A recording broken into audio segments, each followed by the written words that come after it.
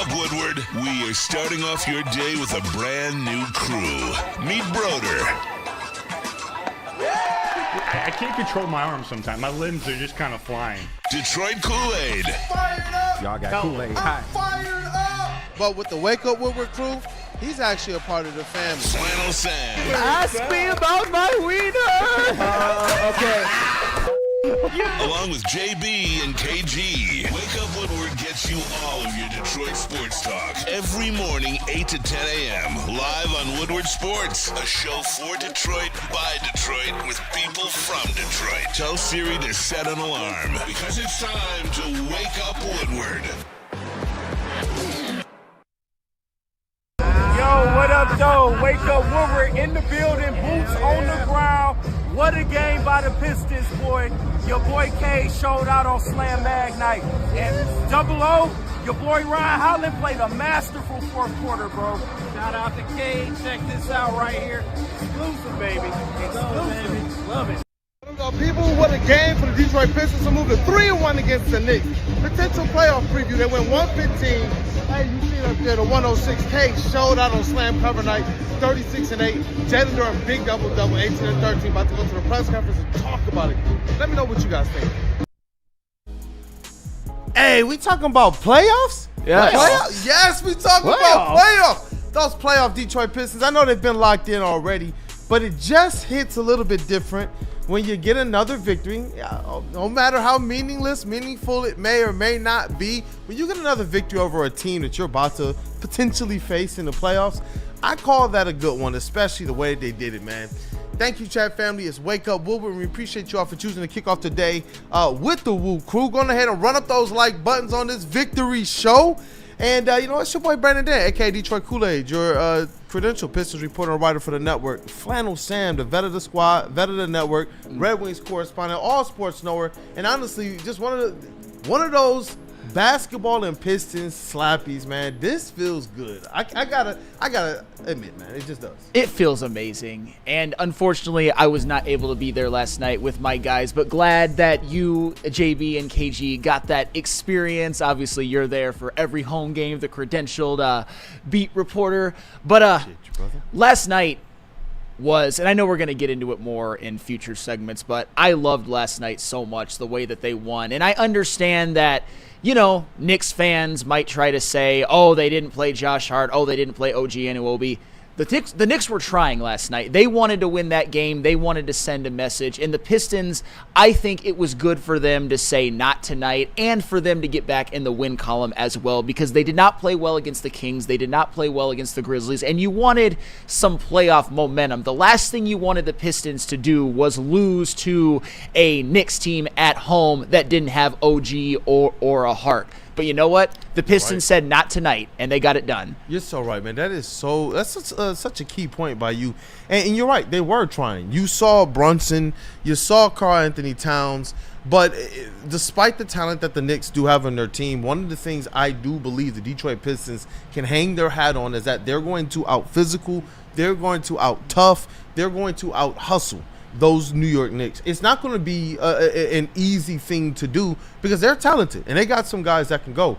But what you see out of Detroit Pistons from your top player in the roster in Cade Cunningham, who showed out on cover night against the New York Knicks, this is what you want because it goes everywhere. I woke up to just, you know, the alerts from NBA.com. Oh, look at Ant-Man and Cade and Risashe showed out tonight. Our top performers. It's like, oh, that's what happens, man, when you get the wins. That's what happens when you're showing out against the Knicks, where you know all eyes are on you, man. And Cade Cunningham, 36 points, 8 assists, an efficient 16 of 24 from the floor. Jalen Duren, man, 18 and 13 on the night, a big double-double, and he went 9 of 9 on the floor. And that's your connection, man, when you're talking about amongst the starters. And they continued all night to keep the New York Knicks off balance. And it's what you love to see. Like you said, who knows how much people are putting out there, because we know that JB Bickerstaff did admit we're going to go a little vanilla in this game.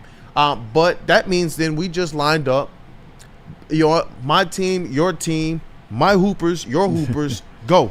And what did our guys do? From player one in Cade, like we talked about, to a guy like Ron Holland, man, turning up in that fourth quarter and making sure to put that game out of reach for the Knicks. You love to see it, especially with the playoffs just 2 games away. 2 games away, both against Milwaukee. Those games will go a long way to where the Pistons ultimately get seeded. I predict that last night was a playoff preview, and if it is a playoff preview, that was a good sign that the Pistons were able to get it done and do a lot of the little things better than the Knicks. The Knicks kind of got caught talking a big game at the beginning, but then blowing it in the end. And I know a lot of people think that the Knicks are more of a soft team. And you know what? They kind of showed it last night. How much is that going to carry over into the playoffs? Who knows? But there are just so many players on the Pistons that you can shout out for last night. And we'll get to that more later. But JB, I want to ask you, what was the experience like last night for you? Oh, the experience last night was electric. Everyone was excited, pumped up to be there, especially for not only the slam cover, shout out to Cade once again too, but it was also Wayne State night as well. So there was a lot of Wayne State students down there getting their commemorative Pistons jersey. They collaborated with Wayne State as well too, but just the atmosphere as well. There was a bunch of slam covers just around the entire arena.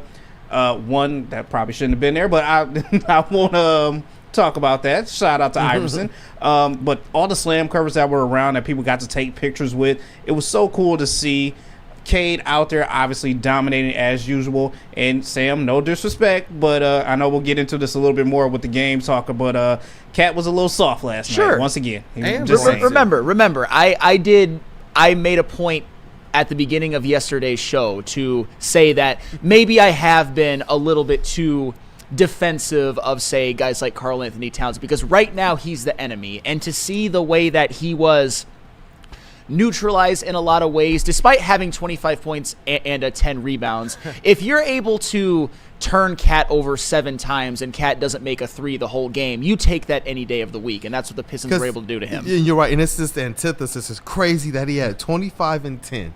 Yeah. Shot over 50% from the floor. But I'm telling you, I would take Isaiah Stewart's 6 personal fouls, 0 points, 1 assist, and 1 rebound, and them 22 minutes. Hey, turn the minutes up just a little bit for Stewart, because Cat doesn't like playing against Isaiah Stewart, and it was very clear last. I see you. Come on. Go ahead. No, he does not. I get you to talk your talk, man. I was just laughing. I was like, he can stay on the court longer if he keeps out of the personal fouls. I think that's what got him off the court. I'm like, come on, Stu. But I mean, it's the physicality, and I get it. If you're playing the New York Knicks, you have to knock them off their rhythm. All of these players are rhythm players who, when you let them get comfortable, they will torch you. You do not want Cat. No matter how much we may talk about him, you don't want Cat getting hot. You don't. He will drop a cool 35 and 15 on your head, and it will be a long night. But what we saw from our bigs, Jalen Duren and Isaiah Stewart, was from the defensively, a lot of physicality, a lot of chasing him around the court, a lot of getting around and over the screens, because they're setting pick and rolls for him. So it was good to see these guys go out there and do that. But you asked JB about that atmosphere last night. Oh, and, yeah. DJ Chachi and Kev Knowles, both in-arena entertainers for the Detroit Pistons. One a DJ, one an in-arena host. You may know those guys. They're friends of the network, friends of the show, friends of mine, and they're just overall good people, and got their perspective as the game was starting. If you got those videos? Oh, yeah. We'll start with Chachi and then go to Kev Knowles. What up, though? Hey, what up, though? Let's go. Slam covering the eye. Let me see that shirt. Chachi, talk to me, man. Hey. The environment, playoffs on the way. Hey, man, playoffs finally on the way. Boy, I don't even know. I'm lost for words. I've been spinning chairs for so long, waiting for this moment.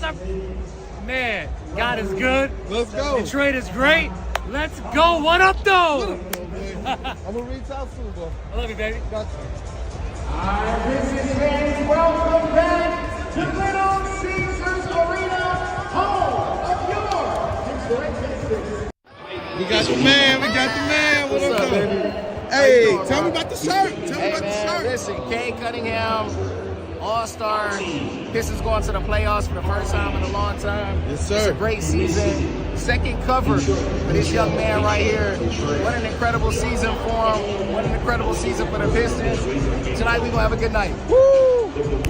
Playoffs. Yes, sir. Playoffs? Let's go. Hey, potential first-round matchup right here, too. Let's go.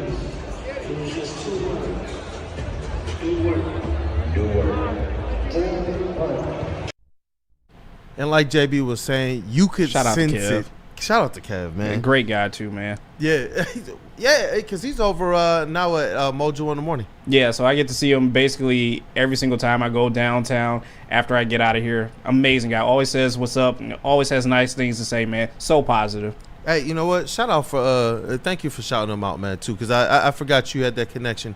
Kev knows is just one of those positive people, and it's dope to see him having this type of success and him thriving right now, especially with the Pistons thriving as well. So it's cool to see those guys and that they support us, and I just wanted to be able to make sure we can shine light on them because they do a lot. When you talk about the atmosphere, it's the music. Hey, shout out to our homie High Def Stuff, friend of the show, part of the WUW Crew. It's what Kev knows is doing in the arena, and I'm gonna see if I can reach out and get some interviews as well with some of the other entertainment people, the high flyers, as well as some of the dancers too, because it's epic.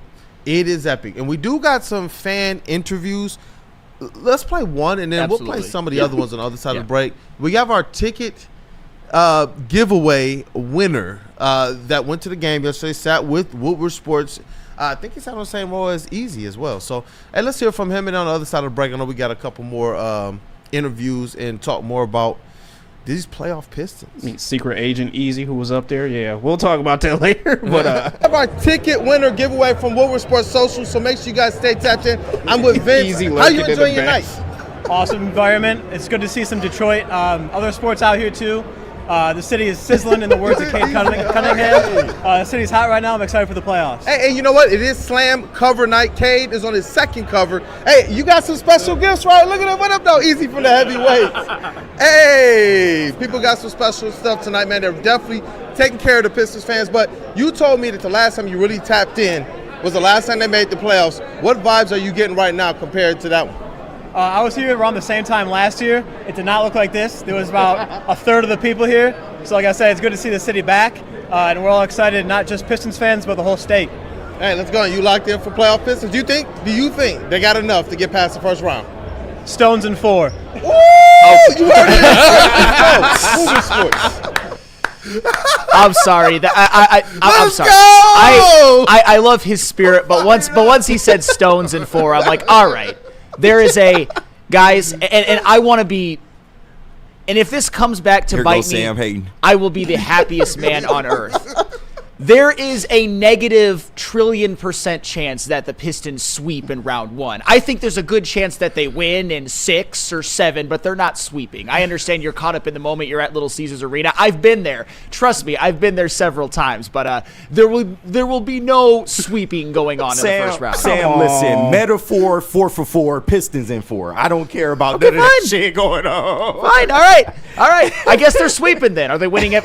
You know what? My man said they sweeping, so they Metal sweeping. World Driver 4, Pistons in 4. Will their point differential this series be over or under plus 100? Will they average 25-point wins every game? That's the question. Don't matter. Flannel Sam, Don't I'll matter. be damned. Alcatraz, Pistons in 4. Man, what are we talking about? I got you.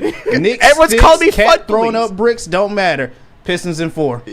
Everybody's called me fun police. I think the Pistons have a great chance to win in the first round, especially if Cade plays like he did last night. More on that in a second. They will win in the first round. They 100% will, but no sweeps. Yeah, and you know what? I see you in the chat, T family, Big Torrance. We got your video, man. He says, "What up, though? Kool-Aid, thanks for the interview at the Pistons game. My son Xavier was hype watching on his way to school this morning." Hey, listen, we're going to play that interview for the people as well on the other side of the break. Maybe we'll come out of the break with that one. It's the one with the father and his son. Oh, yeah. That was a dope interview, man. Dope people as well. Everybody we got to interact with, even those we didn't get to interview. It was really, really cool. Got a lot of shout-outs, a lot of people who recognize Woodward Sports and our personalities and such. And overall, it was just a great night, man. Great environment and playoffs. I can't wait, KG. Just before I read this, where people should go for lunch today. Just really quickly, man. Just your take on the environment last night. Kool-Aid, Marmalade, Cora J, Pistons in 4. Okay, so but no, last night somewhere Rod Beard is smiling. No, absolutely, bro. But no, last night's atmosphere was crazy, bro. It was playoff mode. Like, make no mistake about it. I get that it didn't necessarily mean anything in terms of seeding, but both teams wanted to win this ball game. I think that was known from the outset. And, when you look at just quarter by quarter, the Pistons, when they got down early, they weren't playing bad. They just, the Knicks were playing a little bit better. And you got to give Karl Towns some credit for the first half of the game. He was giving Duren and Stu buckets, bro. But you just like how this team rallied at the end, and the fans were all the way bought in, man. It was just such a dope atmosphere, and I can't wait to have playoff basketball in LCA, man. That place deserves some wins. It's been way too long, and I think the Pistons can deliver that. So yeah, definitely. They're going to need OG because you know what I realized? The Pistons were just rotating. Hey, Duren in, Stewart in. Yeah. So you see Cat, first half, sure. Bro, you're playing against two dogs for the entire game. Two dogs. Like Stu didn't even have stats. He was just out there to harass Cat. Go harass Cat for 48 minutes. It worked. You know what? I liked it. It was awesome to see him move and shuffle. I know we're going to talk more about it. Yeah, we're going to get into it, man. Let's get into it. And JB, let's do this, man. I'm going to read the ad now, and we'll clean up the super chats as well on the other side of the break. Yes, sir. All right, dope. Hey, listen, where you guys need to go for lunch today, that is Buddy's Pizza. They've been serving the original Detroit-style pizza since 1946. 79 years later, they have 22 locations in the state of Michigan. The fans can still visit where it all began on the corner of 6 Mile and Conant. Sign up for Buddy's Rewards, earn points on every purchase, and receive exclusive promotions. Download the Buddy's Pizza mobile app and start earning today. Add some Detroit style to your next meal. Save 10% off your entire order using promo code 10MEAL. That's the number 10, so it's 10 MEAL. Buddy'sPizza.com. Feldman Chevrolet, Michigan's #1 Chevy dealer, is kicking off the game with the best prices on all cars, trucks, and SUVs, like this 2024 Silverado for just $296 a month, or this 2025 Equinox for as low as $371 a month. Our locations in Novi, Highland, New Hudson, Livonia, and Lansing means we have the perfect Chevy right in your backyard. Get the home team advantage every day at Feldman Chevrolet, Michigan's #1 Chevy dealer. Big injuries, big news. Twice a week, Dr. Jeff Pierce from Michigan Sports and Spine joins Woodward Sports Network for the Injury Insider Report. Big D Energy Tuesdays at noon, and Ermanni and Edwards with Maz Thursdays at 3:30. Get expert analysis and in-depth breakdowns on the latest sports injuries from the man trusted by top athletes in the community, like D-Mac. Whether it's the Lions, Pistons, Tigers, or Red Wings, Dr. Pierce talks us through it all. Don't miss the Injury Insider Report with Dr. Jeff Pierce, your go-to source for understanding the impact of injuries on the games and players we love. Only on Woodward Sports Network. Scan the QR code on the screen or go to MichiganSportsandSpine.com to see if Dr. Jeff Pierce can help you.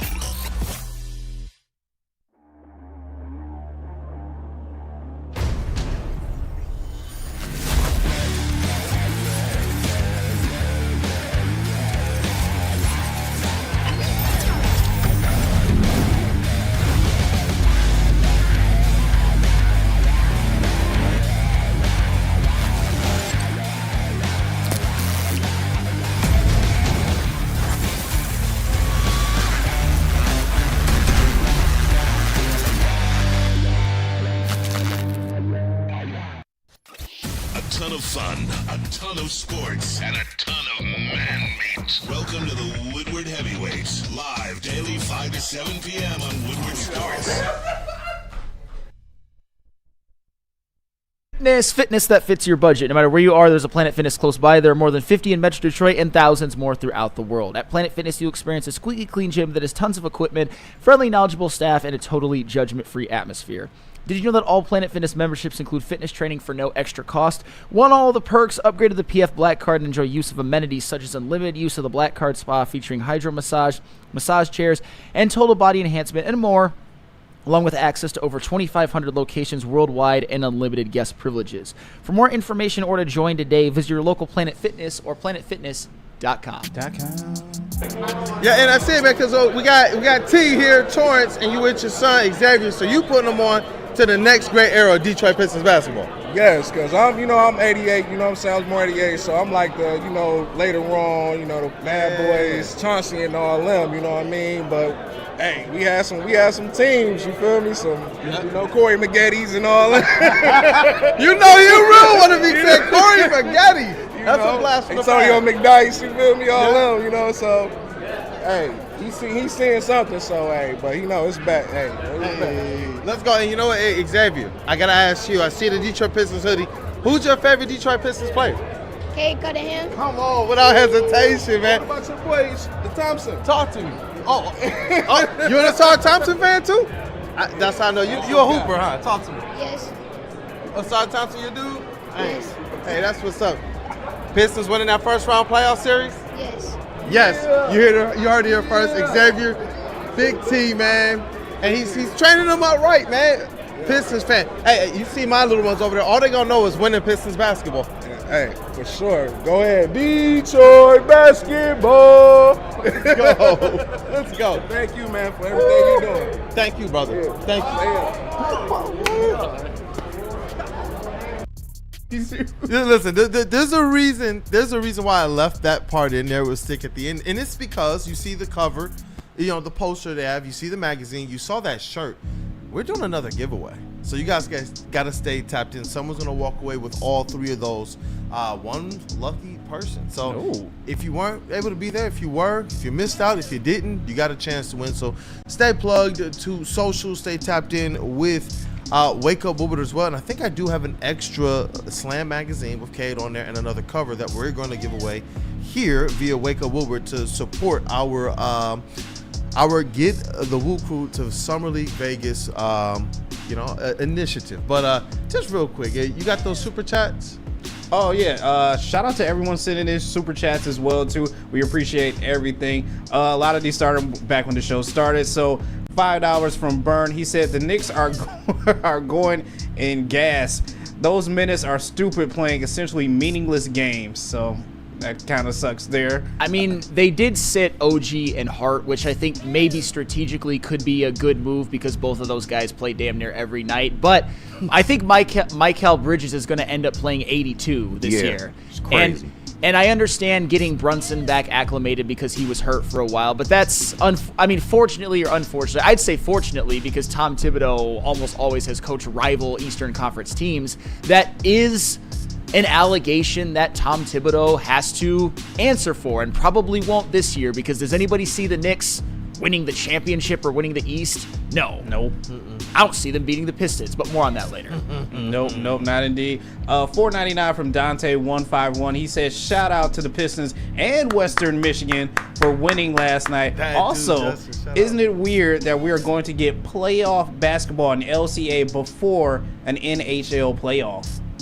It's very weird. It's the Pistons' second playoff run in the LCA. Yep. It was supposed to be together, guys. It was supposed to be. You're supposed to do this together. Right? Go ahead, Chase. I was just going to add to what you were talking about with Mikal Bridges. He's played in every game in his career since his rookie season. He has not missed a game. That's insane. He doing that on purpose. He's an Iron Man, Yeah. so at least he's used to doing it throughout his career. That's just unheard of in today's Yeah, basketball, though. It's crazy because that used to be the norm, or at least aim for that. But Yep. I gotta read this one off as well too. Shout out to Burnson and another $5. He said Stones in 4, sweeping every round. Will set basketball back 70 years. We're holding LeBron to single digits. You damn and right. Let's do it. You damn right. But Detroit basketball. Hey, let's rock, man. Hey, little under the radar thing that Burn just did there. Are you saying the Lakers are winning the West? Because I'd be. At this point, it's possible. It's absolutely possible. It 100% That is. fucking Luka move changed everything, bro. It really did. I see Big Cuz in the chat too. Is that all the super chats? A couple more came in. Shout out to I'm gonna butcher their last name, but Alicio, the new person. Alicio Lalanage. Lalanage. He sent in $13.99. Shout out to you as well too, and also shout out Nobody sent in $2. He said, "I need that slam giveaway." Good Lord, go Stone. It's a beautiful cover, bro. You forgot, JB. You forgot something. That Alicio Lalanage. It's a GIF of a cat crying. Fair enough. Hey, I like the subtle undertones. I do. Yeah, I see Big Cuz in the chat. Shout out you Big started, Cuz. KG and JB. He What says do we do? New York Deli, New York Pizza, New York Knicks, Pistons in 6. Hey, let's go, man. At least that's a little bit more kumbaya. That's a little bit more in line with Flannel Sandman. You know what? I don't know why. I don't know how the universe connects things, but Flannel has on his, it looks Michigan-themed flannel. And well, you know what? We ran into Manny Harris last night, man. Shout out. Shout out Manny Harris. Shout out Part Manny of the, you know, he came in obviously after the disastrous Amaker and Ellerby years, and they broke their tournament drought with Manny Harris as the best player, and they won a tournament game. And one of those set the blueprint for the John Beilein era type guys, and he was damn good at Michigan. Really good. Yeah, really good. Hey, you got that video? It's real quick. Oh, yeah. We'll get back into Pistons. Man, about that Go Blue playoff Pistons as well. Yes, sir. Yes, sir. Shout out Woodward Sports. Hey, let's rock, man. All right. Dope seeing all of the different people that are just showing up to these Pistons games, whether it's college players, former players, business leaders, content creators, and you could tell the vibe is here. When Pistons basketball is right, you hear them say this all the time, it's good for NBA just in general, but honestly, it's just best for us. People love their winning Pistons. Yeah. Just period. They just do, and you could feel it all night. Just as soon as you step foot into that concourse, man. Yeah. You could just feel it. And they do a great job with all of the entertainment. But they've been doing a great job with all of this. Yeah. We've gone to the games. We've gone on credential basis. We've gone on fan content. We've gone just as fans. They've been doing a great job at that stuff. But what pulls it all together is when they're winning. And this team is still not satisfied. Yeah, and the bigger thing is people used to just go just because it was something to do. People are going now because they're engaged in the fucking ball game. Like, they are actually going there. They're energized about the Pistons. They want to see them succeed. Trash. Man, when PJ Tucker bumped, I forgot who that was. He bumped into the sideline. The crowd went nuts, bro. It felt like a playoff game. It really did. I haven't seen LCA that loud. And maybe ever. So, man, shout out to the fans, bro. Y'all did y'all part last night. The fans definitely did their part, and it's like we said, it ultimately goes back to what the players are doing out there. It took a little bit more time. I thought that the fans would have shown up maybe even a little bit earlier, but when you think about this thing in the pure context of just how mid to bad Detroit Pistons basketball has been for the last 15 years, then you understand the apathy, because we've had how many promising years? How many years did we hold on to, oh man, Stanley Johnson and Andre Drummond, and then we got, one of the Morris twins, and we're about to go, Brandon Jennings, and you know what? Reggie Jackson and Tobias. Now we have something that we know when you hold on to this, it ain't going nowhere. This is the one that I do believe, for lack of a better phrase, you could put the ring on. I do. I really lock her believe down, Kool-Aid. Lock her down. Hey, lock her down. Like I do. This is the one to get invested in. This is the one to buy the jerseys for. This is the one to say, you know what, Cade is that guy that can put us in a position to win a championship. I know we're preparing some content where at All-Star Weekend, we told you guys this, sitting right there, and they asked him, man, who's the face of the league? He said, can I say me? They were like, yeah, he's saying me. And I like that. And you see everything he's done since then, and it's only carried this team that much further, man. So I like what this team is, what the vibes are, and the fact that they care so much more about winning that they're not even satisfied with winning. Yeah. That's crazy to me. Wheezy D right on time. Thank you, Troy. Wheezy D right on time every time, man. I mean, he made a lot of good draft picks. I'll give him that. But we got to talk about Cade Cunningham in more detail, because the game he played last night was one of finishing with the lob, which was a nice little touch. But the game that Cade Cunningham played last night, it cannot be overstated just how really brilliant he was last night. And he's honestly the straw that stirs the drink. He's the reason why, more than anybody else, that we have the feelings that we do, the put the ring on it. This is the team that can maybe compete for championships down the road, and I expect to compete for championships down the road, because they have a guy who's looking like a transcendent superstar, who's probably at worst going to be all NBA second team. And last night, it was incredible. And it wasn't just that he got 36 points, 8 assists on 16 of 24 from the floor and 2 of 5 from 3, which is incredible efficiency as well. It was how he was doing it. When we talk about playoff basketball, the Pistons are going to need to execute in the half court in the first round, or they will lose. It just is what it is. But with Cade Cunningham at the helm, somebody who can lead a very effective half court offense, you saw last night what the blueprint for it could be. I obviously watched the game, and it looked to me, the way that Cade Cunningham played last night to me was Luka Doncic-esque. In the way that he was able to get to his spot just whenever he wanted, finish with countless paint points efficiently. It didn't matter. Just being patient, knifing through the defense. Elbow jumpers, absolutely, hooks, it didn't matter, bro. He was getting to his spots, he was executing. Fadeaways, everything. It didn't matter what the Knicks defense was trying to do. Cade was going to get to his spot. Cade was going to take what the defense gave. He was going to be patient. It looked like he was going in slow motion a lot of the time, but that's a good thing. You want Cade to continue to develop his patience. You don't want him to rush things. And then last night, when you look at just last night, and these are some numbers that I calculated after the fact, Cade Cunningham had 14 paint points off of half-court offense created by himself. You talk about those getting into the paint with those hook shots, with those floaters, no matter what it was. Or they were either paint points or paint-adjacent points. They were easy buckets that he was able to create for himself in the half-court. He was also able to get 4 half-court assists that totaled for 10 points. 2 of them were threes, one by THJ and one by Tobias Harris. He was also was able to create 2 mid-range jumpers off of his own half-court creation, and he had 6 off-ball half-court points off of 2 Jalen Duren assists and 1 Malik Beasley assist.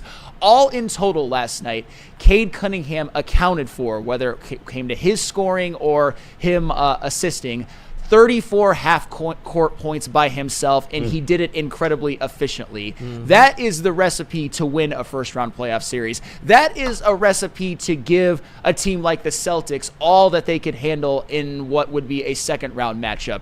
Cade in the half-court, the way that he was able to dominate the game that way, that gives me the most hope that the Pistons will do some damage in the playoffs, because you need to execute in the half court to win in the playoffs. You're not going to be able to get as many transition points as you do typically in the regular season, unless you go out there and you're getting it on the defensive end. But you're exactly right. Things slow down. The possessions get a little bit more precious. Possessions get more scarce. Fouls get more scarce. The physicality turns up just a notch. So if you thought you were the big bad wolf, well, guess what? Now people are actually showing up. It was almost like Dragon Ball Z episodes. Like, oh yeah, they're hanging with him. They beat him, and they're like, well, you haven't seen my next form, right? And it's like, honestly, we don't know what the Knicks do or don't have. We know that they do have a better regular season record than the Pistons. But this is where you want the Pistons to just be sure of who they are, and I'm glad that all season they've continued with this notion that they're not satisfied, that they have to do more. And what have you seen it? And everything as it relates to aggression, this team has turned it around, despite not being one of the bigger teams or taller teams in the league. And so you see them dominating points in the paint, number 1 in the league since February 1st. You see them dominating dunks. Several of their players since February 1st are like top 7 in the league or top 10 in the league in dunks. And we already know about Jalen Duren leading the league in dunks. The connection between Cade and Duren, and then you talk about the defense that we've seen improve throughout the year. Yeah, I don't think that this team has reached its ceiling for this season, and that to me is what doesn't bode well for the New York Knicks, no matter who they run out there, because Cade Cunningham ultimately is a ceiling raiser. And then when you mix up the fact that he has some good vets that's been there and that has done that, when you mix up the fact that there's been several times last night and throughout his career, but just specifically into last night's game, to back up even more your point, you see Cade make one move off the pick and roll, and you got shooters who traditionally you say don't leave the shooter wide open. Beasley and Tobias Harris should never get wide open looks. Yeah, those are the guys that you say if one of them only are on the court, you always stick a player on them or Hayes. But Cade's gravity is so crazy, and he makes it look so easy, and it's what prompted me around All-Star break to say that Cade Cunningham to me is what he's showing to be what Ben Wallace was on the defensive side, at elitely being able to dictate the pace of a game and dictate a game. These were the things that they said about Ben Wallace on the defensive side. We see Cade doing this with his pace. Whether it's slow or fast, we don't know. All we know is people can't keep up with it at all. And he's throwing defenses off rhythm. And when you get into the playoffs, Flannel's exactly right. those half-court possessions become so valuable, and that's where your high-usage guy, your guys where, you know what, all the chips are on the table. Can you go out there and put up – if we need a 40-ball effort, we know he can go out there and do that efficiently and make it look easy. He was physically imposing. If I see Jalen Brunson flop one more again, thank you, dog. it's just my like, God. try that. Because Fucking I flop think that the fest. refs were already setting the stage. Like, all right, because several times he tried that. And the refs just, we'll swallow the whistle on this one. Yeah. And we know how they do the Pistons, but at least for this one, they were like, we are not rewarding that. And I was glad to see. They gave one makeup call early in the game when Brunson first flopped, and they got Cade on the other end. But besides that, they called it pretty straight up, and I was happy about that because in a playoff situation, you know it's going to be a lot of that going on. And it wasn't just Brunson. There was a lot of players on the Knicks that were trying to flop and get calls because of our presence inside the paint. So, shout out to the refs for actually officiating this properly. Well, and speaking of Cade and Brunson, well, first off, the most important number is that the Pistons went 3-1 against the Knicks this year. But as you will see by what I'm about to show you, JB, get that ready, head-to-head this year, and just with what's been going on through this entire year, Cade's better than Brunson. Yes. There's no question about it. It shouldn't at even all. be a conversation right now. And I've got respect for Brunson as a player. He's been damn good for the Knicks. But Cade, in head-to-head matchups, has clearly outplayed Jalen Brunson in totality. JB? Thank you, sir. Cade Cunningham versus Jalen Brunson, and these are just numbers. In the totality of the season, Cade is averaging 31 points, 5 rebounds, 8 assists on 66% true shooting. Jalen Brunson with very good numbers as well, 28 points, 3 rebounds, and 8 assists on 61% true shooting. Not as efficient. Last night, though, Cade, 36, 2, and 8 on a blistering 70% true shooting. Ooh. By the way, 66 is blistering as well. 70 is just out of this world. Jalen Brunson, 15, 2, and 5 on 44% true shooting, which is morbid.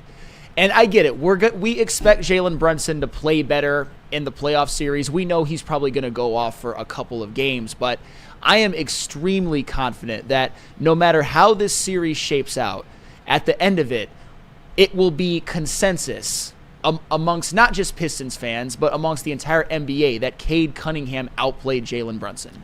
Consensus, man. I think that this is one of those narrative-changing playoff series. And here's some more numbers for you. There was a stat that we've been following.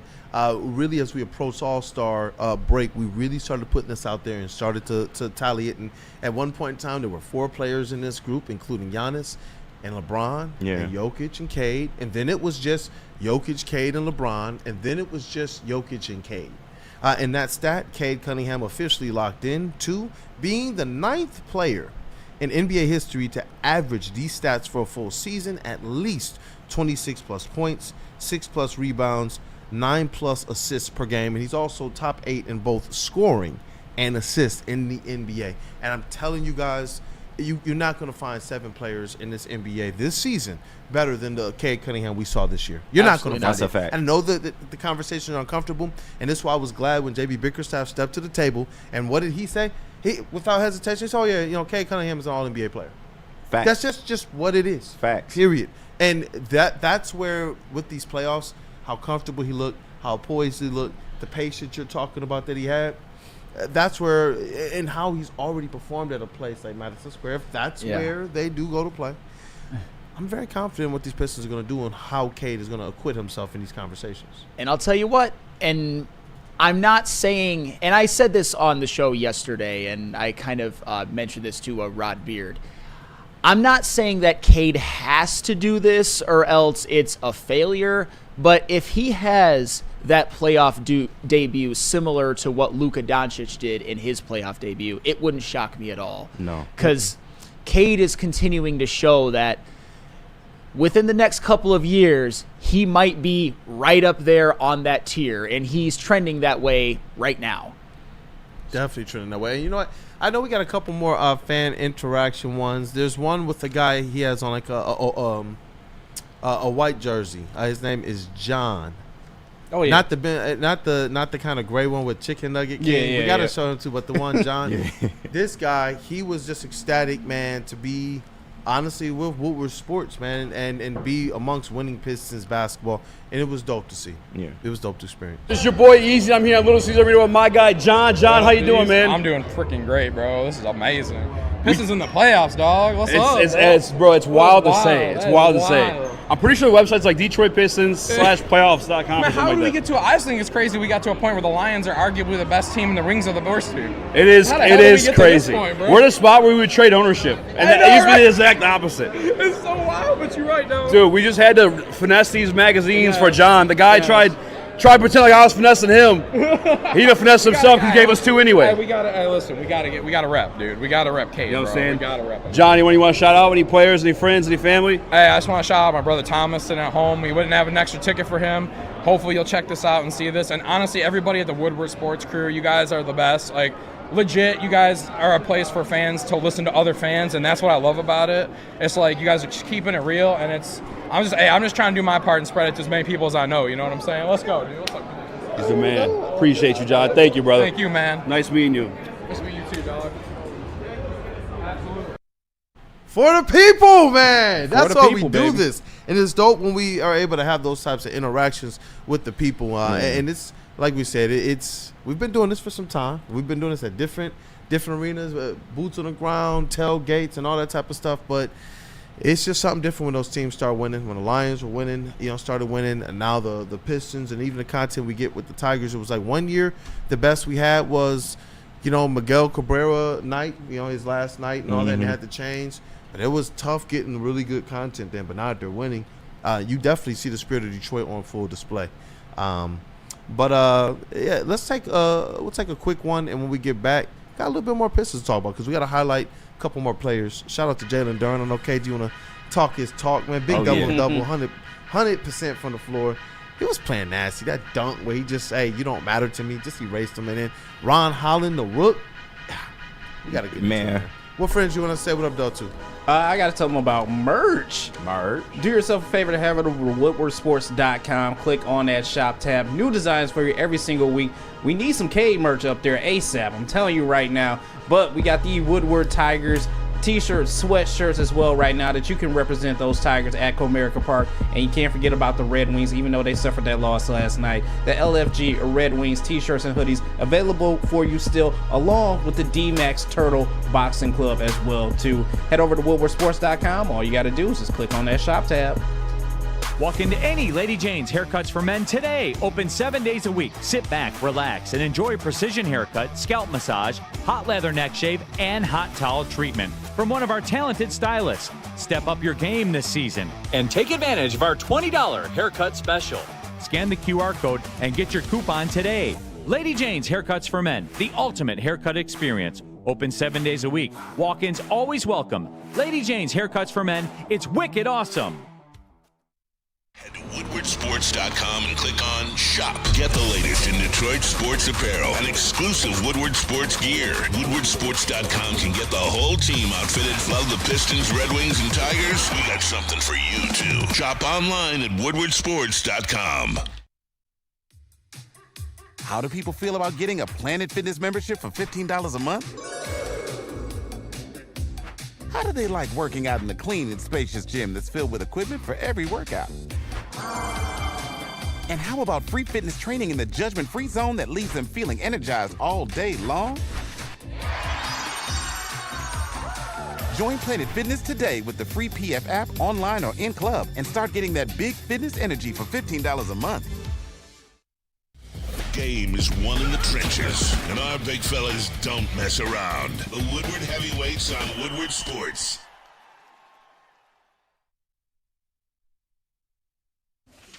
Your boy KG here to tell y'all about Mad Packs. It is the hottest new cannabis brand, and they are partnering with us here at Woodward Sports. You know what that means. I'm going to be feeling good all weekend long, man. You already know what it is. Mad Packs is going to take your game to the next level. High-low is getting you high for the low, delivering top-tier quality at unbeatable prices. And you know our favorite part. Look at Kool-Aid right now. Boom shakalaka. Boom shakalaka. Sorry for the people that's working right now, but Boom shakalaka is a live resin infused tarantula. This one is the bomb. Blizzard packs THCA moon rocks that hit like a blizzard. Coming to retailers next month. Stay tuned to Woodward Sports for all of those updates.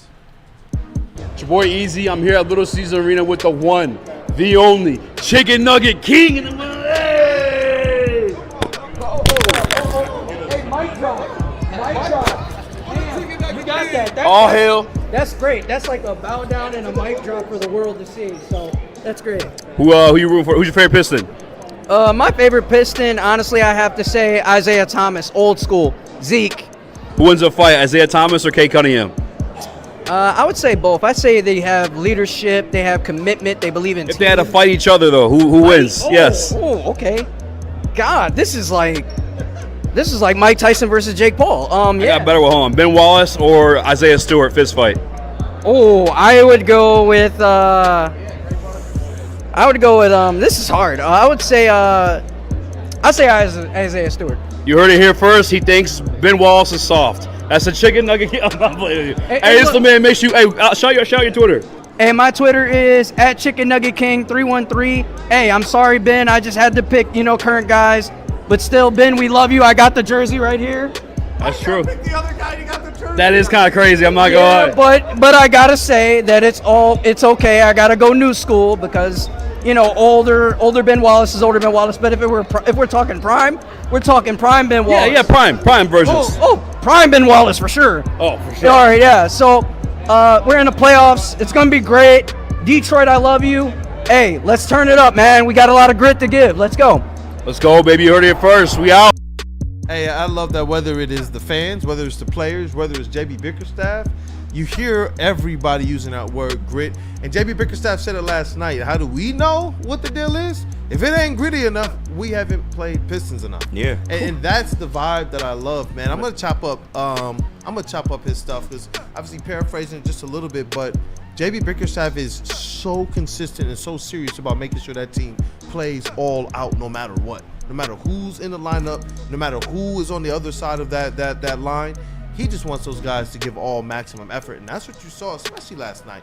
Jalen Duren, still young, man. Still very young. Ron Holland, very young. 19 years old, Ron Holland. And he went out there and he was the recipient of the belt. Shout out to Ron Holland. No, and he certainly earned that.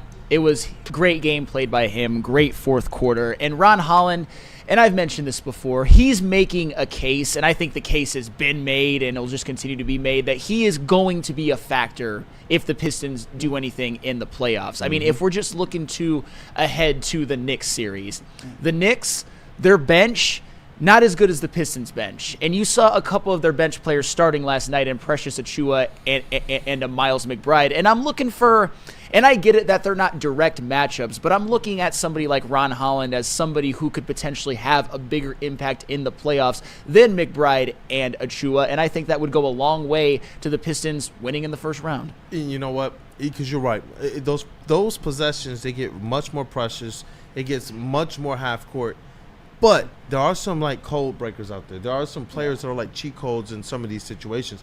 Ron Holland can be one of those guys. He only knows like full throttle. Yeah. If he gets the rock, he has that opportunity. If you notice certain sets that they play with Ron Holland, especially when Cade's out, there's certain plays where you'll notice where the heck is a point guard on the floor? And it's him and Beasley in the backcourt and not Cade or Schroeder on the court. And Beasley will bring it down, and you'll notice he'll just kind of throw it to Ron, who's kind of jogging, and he will get an opportunity with a quick triple threat.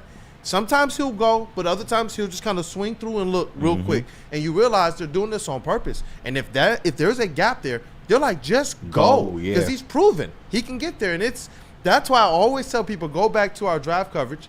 The initial reaction across the panel was, we wanted a shooter.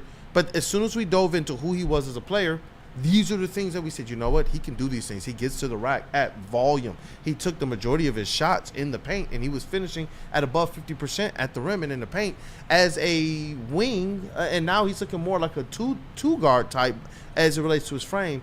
But you see that this speed that he has. There was a point in the game when I tweeted out or posted on X, this game needs a little bit of splash energy on the Pistons side into Ron Holland, and in everything, the complexity of the game, it seemed to change. That's what he does. He was a spark plug. He was unbelievable last night. And actually more minutes than he often gets. 22 minutes, 13 points, 5 rebounds on very efficient 6 of 11 from the floor. He was great, but KG, I know you want to talk about another player who was great last night. Talk about Jalen Duren. Simone Fontecchio. No, I wanted do to, something. It was, since we was on the topic of Ryan Holland, definitely wanted to give him his flowers first, man. Now, Holland, that young guy, man, he has come in here and shattered like all of our expectations, and he was confident. Like, I know he didn't necessarily make any threes, but he was out there, like, you know, confidently taking them, and that's what you want to see, bro. His attitude, his demeanor has matured from the first time we saw him early in the regular season to the Ron Holland that we have now. He plays with a lot more confidence. Like you said, he's very downhill, and how he gets to the basket, you love to see that, because his quickness more times than not will help him get to the paint and be able to make that layup. And just defensively, what he's able to provide, like you said, just a spark plug. He comes in, he gives you energy, he gives a whole bunch of effort on the defensive end, and that's all you can really ask for. Ryan Holland is going to be a factor in this playoffs, and I'm here to tell you, if his offense improves even a little bit going into next year and the years coming up, he's going to be a problem. And I'm really proud of just the game that he played, bro. And if he can go out there and do that in the playoffs, that's what you want from your young rookie, bro. Going out there playing with confidence, knowing your role, and just executing in that role. And I understand what you mean too. You know, traditionally when you talk about a number 2, you're talking about your number 2 scoring options. But with this Pistons team, when you have a player as impactful and as good as Cade Cunningham, maybe you redefine how you look at your number 2s, your number 3s, number 4s, and maybe they just got a couple 2s in Malik Beasley and Jalen Duren, because when he plays like that, the Pistons are tough to beat, period. They're going to be tough to beat, especially if he's not missing any shots. So it means that now he's focusing on everything matters to him. And when you talk about valuing possessions, that's why I like that when you look across the board last night, a lot of your big dogs had some efficient nights against the New York Knicks of all teams. This just wasn't one of those ones where NBA.com and ESPN for the whole year, they've been forced to give the Pistons some coverage and some attention, but then they give you those backhanded, oh yeah, they finally broke over the top 15 in our power rankings, but they haven't beat anybody but bad teams.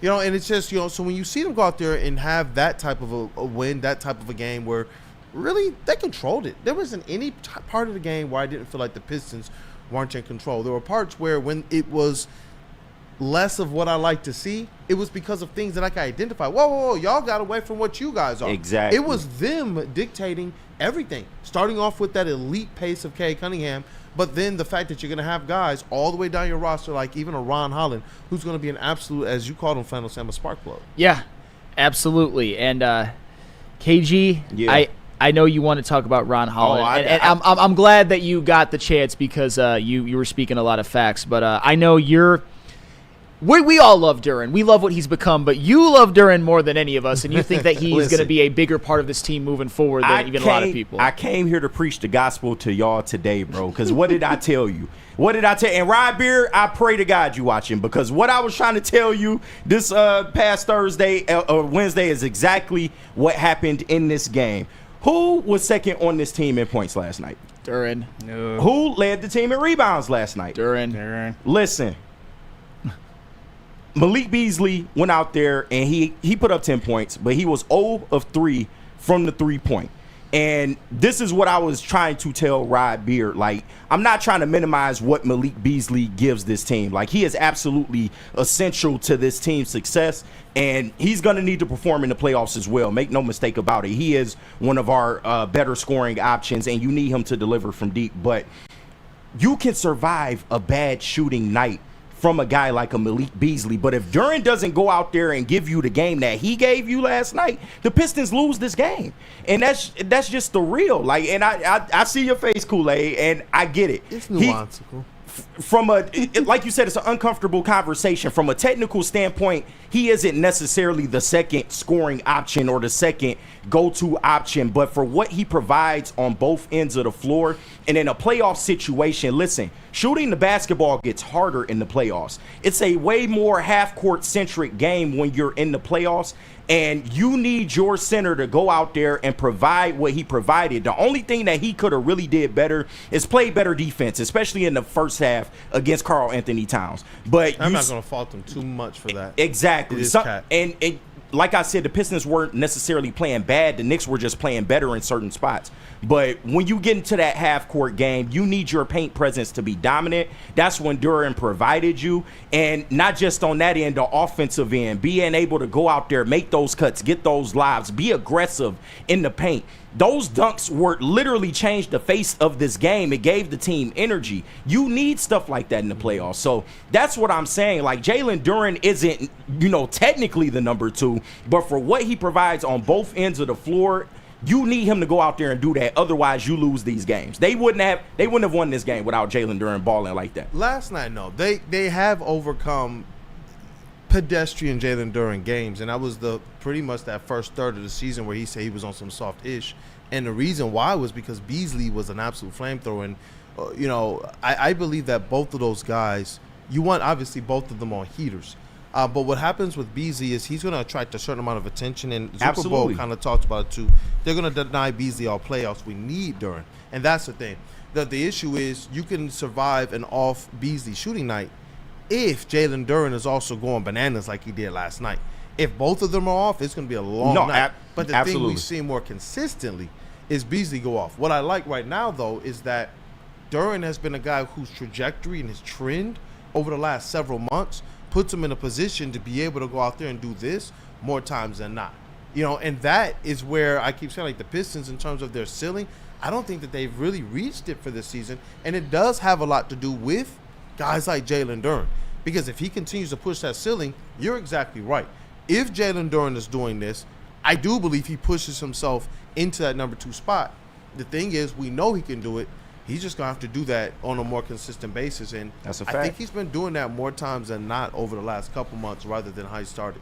Yeah, and no, Sam, I want to get your thoughts because I saw you looking a little crazy over No. It's definitely. This is what I think WeezyD313 says, something that I think is pretty wise. We pick each other up, and that's where. Yeah. And I hate to be cliche that on any given night it could be anybody, but the reality is ever since that slow start to the season, Jalen Duren's been balling.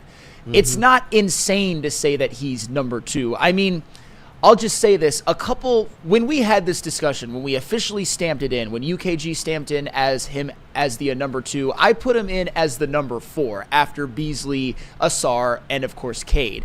But ever since that time, and this is no shade to Asar whatsoever, he's kind of gotten some inconsistent minutes, some inconsistent offensive play, although his defense is usually there. And in the month of April, and I'm not trying to criticize Malik Beasley too much. In the month of April, he's shooting 28% from behind the arc.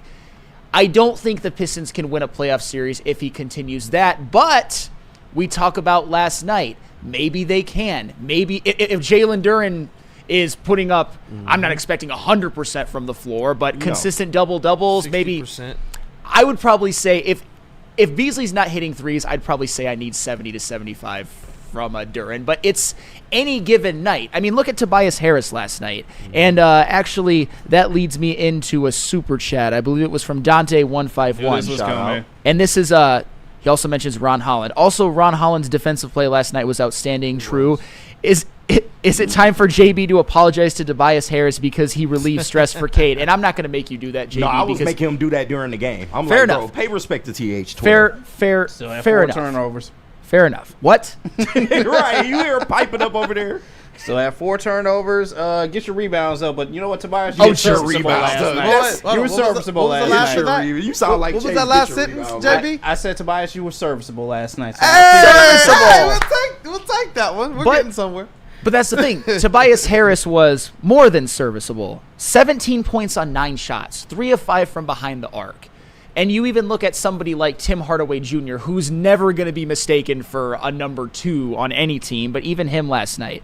10 points on 7 shots, 2 of 4 from behind the arc. THJ and Tobias combined for 5 of 9.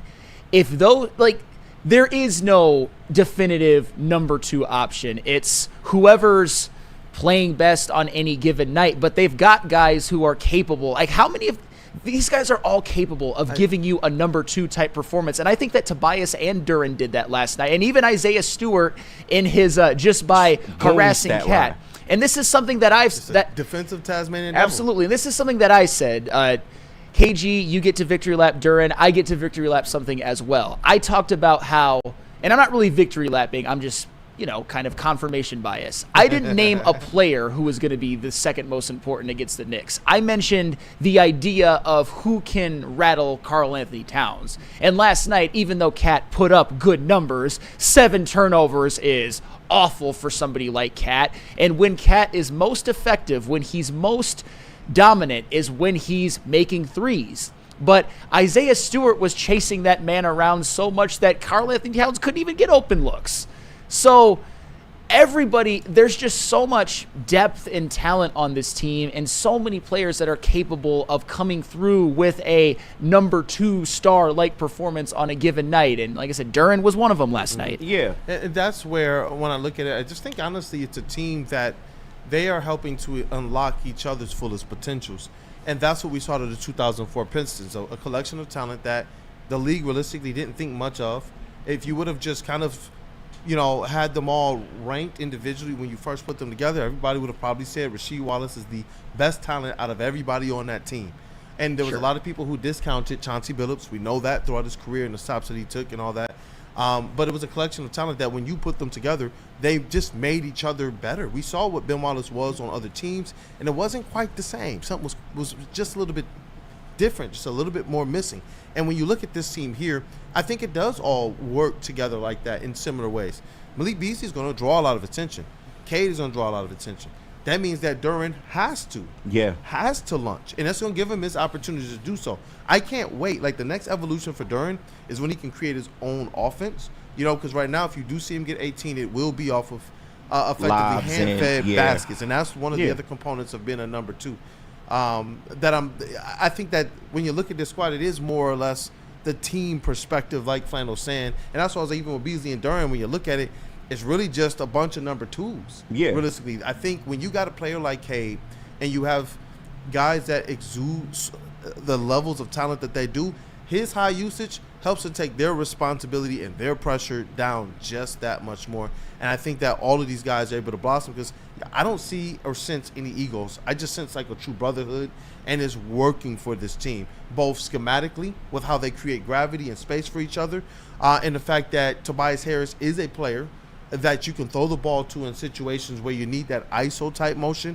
When you talk about half court sets, this is where Tobias Harris becomes honestly one of your more important players, because he is a player you can rely on. You can throw him the ball, and you notice there's sets where everybody on offense rotates to the other side of the court, and it's just Tobias and barbecue chicken. It just is. I've appreciated what he's tried to bring, getting physical with that back down. But you're right. This is a notion of where the ultimate is you need both of those guys, because if you got Duren going out there and putting up the double-doubles and you're getting those Beasley heaters, 24 points, 30 points, there's nothing I believe the Knicks have that's going to be able to slow this Pistons team down. No, I absolutely agree. And Sam, that was great points by you, and you did actually open my eyes. Technically, from a technical standpoint, there is no number 2. Like you said, it could be anybody. They're kind of like the Lions in that way, in the way they run their offense. On any given day, it could be any one of these scoring threats. It could be any one of these options. But I guess the reason why I value what Duren provides to this team a little bit more is because in the playoffs, like you brought up Tobias Harris, right? Tobias Harris has been really good. We harped on him early in the season about shooting from 3.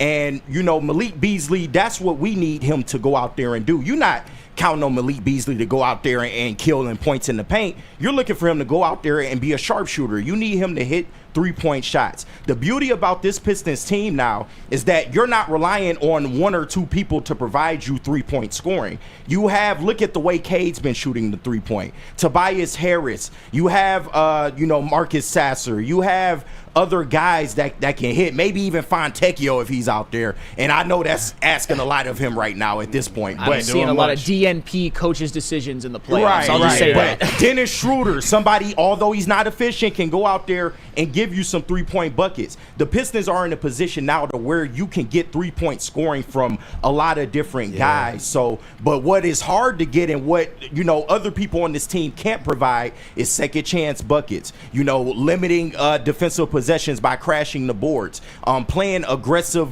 defense in the low post. These are things that the Pistons were missing for a long time, and we were getting snake bit because of it. It wasn't just because of bad floor spacing. It was mostly because, we are getting killed in the paint, bro, and we can't rebound the basketball. He goes out there and he does those things, and like I said, he could have played a little bit better defensively, but you like how he rallied in the second half. And listen, Isaiah Stewart, just a fucking goon gangster stat line. I love that. You ain't got to put up no stats, bro. Your sole mission is to go out there and make Karl Anthony Towns' life a living hell, bro. I love that shit, bro. But besides that, Jalen Duren, and like you said, it does need to be a group effort. Everybody needs to chip in, and if Beasley is down, you do need him to step up a little bit more. But that's how I do it. Because Beasley being down might be because they're paying all the attention or more attention to him. Exactly. And that's the thing. It's like, it might not be necessarily down. It might just be, hey, now there's somebody else who's going to have to be open. Like, if Amon-Ra is going to get, we saw earlier in the season, certain coverages where they were paying more attention to him. We all said it. J-Mo has to go off. And that's where when it's like, I saw somebody, I think it might have been Hoof Hearted, shout out that Ivy, and I love that one, who asked, what do you mean by number 2? And realistically, it's like, you know what? I think this is a team that just transcends this. You got your mega star, and everybody else just works. They just go, and that's what we see out of this team.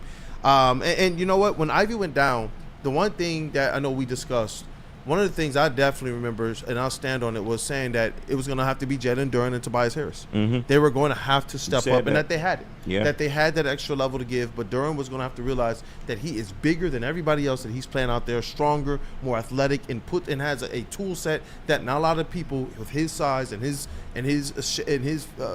stature has. And to see these guys from that standpoint just continue to get better, and to see this team, the young guys, just continue to mold, I can't wait, man. Just bring on the playoffs right now. Bring on the playoffs. And speaking of the playoffs, just before we move on to some, brief draft coverage with our guy JBSmooovv getting on the stand for this one. Jaden Ivey's been cleared to resume basketball activities, and they said that he's going to be reevaluated in 2 weeks. Do you think we see Ivey in the playoffs? Reevaluated in 2 weeks. You got to think about it. What he's doing right now is not even rehab. It's reconditioning work. Yeah. When I saw that email come through, I was like, oh, snap. And when you talk about 2 weeks, I don't know, man. I don't know. I can't wait to see how the schedule lays out for the Detroit Pistons. But with the play-in tournament and everything, there might be an opportunity. I know there's a lot of people are saying, bro, just get healthy, come back next season. I kind of lean into that camp. But if he's healthy, he's healthy. And you're talking about having that type of a dynamic piece, I'm okay with having and look at the exact time they cleared him at. Last few games of the season, we still have a play-in tournament to get through, and then it's the playoffs. I think we see him by maybe game 3 or 4. Which would be in Detroit. Exactly. You bring him back in front of the home crowd. He will be on a minutes restriction, but cinema. I think Detroit's son. Huh? He's cleared for basketball activities. That means he's right around the corner. Like you said, this is a conditioning portion of the rehab now. They're trying to get him back into game shape. Yeah. The exact language was reconditioning and court work. Yes. That's what they're getting him back in game shape. We've already seen him running and things of that nature. I remember the first video we saw of him walking around his boot. Woodward Sports was able to post that and get that first before a lot of other people. And this was months ago. And just to see him being in these types of good spirits, we know it was a clean break. It allows him to get back a little bit sooner. So this will be interesting to see with Jaden Ivey just kind of on the mend, because when you talk about those guys who just go all out, when you talk about half-court offense, I don't know what he will be able to give. I don't know. But if he's able to give us even 70 to 80% of Jaden Ivey, I do believe that that's going to be a plus for the Detroit Pistons, especially in the half-court offense. Weezy D 3-on-3. I'll unleash him in the Eastern Conference Finals. Speaking into existence, man, that would require beating the Celtics in the second round. Or not. Get that 5 seed. They play them tough. Yeah. From just conversations I've been able to have with people, close to Cade Cunningham, that's one of those teams that he wants to beat. he looks at them as a measuring stick type of a team and some of the players over there. So to me, it's like, hey, listen, this team, they're confident going into these playoffs, and I'm not gonna count them out, man. No matter how outlandish it sounds. Hold on, I see Weezy D trying to be funny. You want him coming off the bench, KG? In this situation, yes, because they have a rhythm already, and he is coming back off of an injury. That's the only reason. That is the only reason. Stop it, he bro. hitting that 40%. Stop I it. love you, Tim Hardaway. I do. No, but once again, we talked about this, what was it, a couple days ago. Yeah. If he's performing better than Tim Hardaway Jr., you pull the plug. Right. There is no room for error in the playoffs. Absolutely. Coach Kool-Aid, who ran basketball camps and hoops, yes, you probably want to come off the bench strategy-wise. Emotion in me, Tim Hardaway, I love you, man, but Jaden Ivey, dog. I hear you. Whatever works for the Pistons is what they should do. Realistically, I get you. What I said was Tim Hardaway Jr. at first, but he's got a short leash. But that's the playoffs. Everybody should have a short leash to some extent, especially if you're Tim Hardaway Jr., who is probably, and I hate to say this, the weak point of the starting lineup. Some nights, no, obviously, but we'll see. We'll see. 2 weeks means that he's going to miss some playoff games anyway. So we'll see. Maybe he doesn't come back, but it would certainly just add another dimension if he does. It's tough to think about just because it depends on, I believe, where you see and how you see Jaden Ivey. Yeah. It just, if you see him as one of your future stars, I think there's some people say, yeah, you play him. Just like if Jalen Duren were to come back.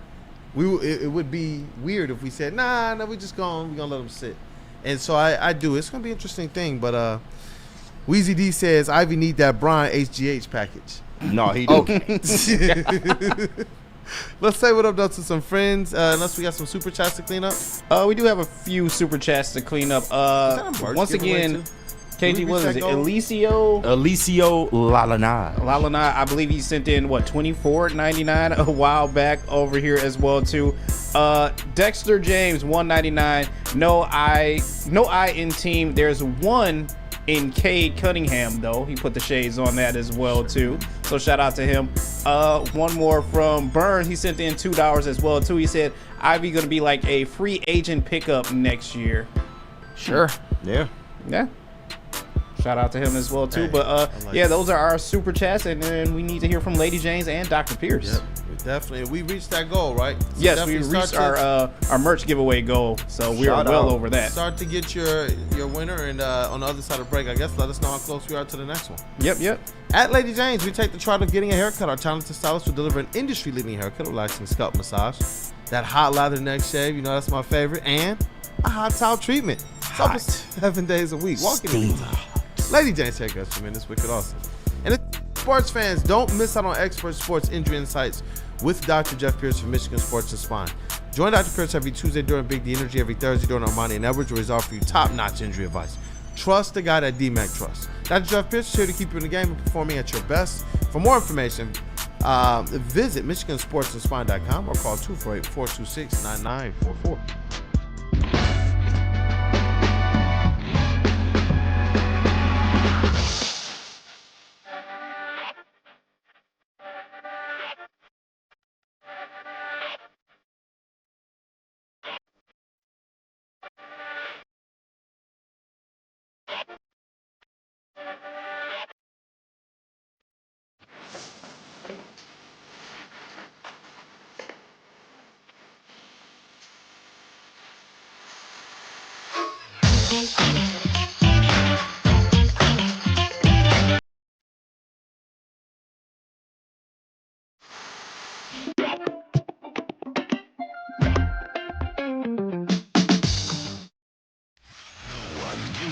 Cash and prizes than Woodward Sports. You don't believe us? Here's our latest $10,000 winner.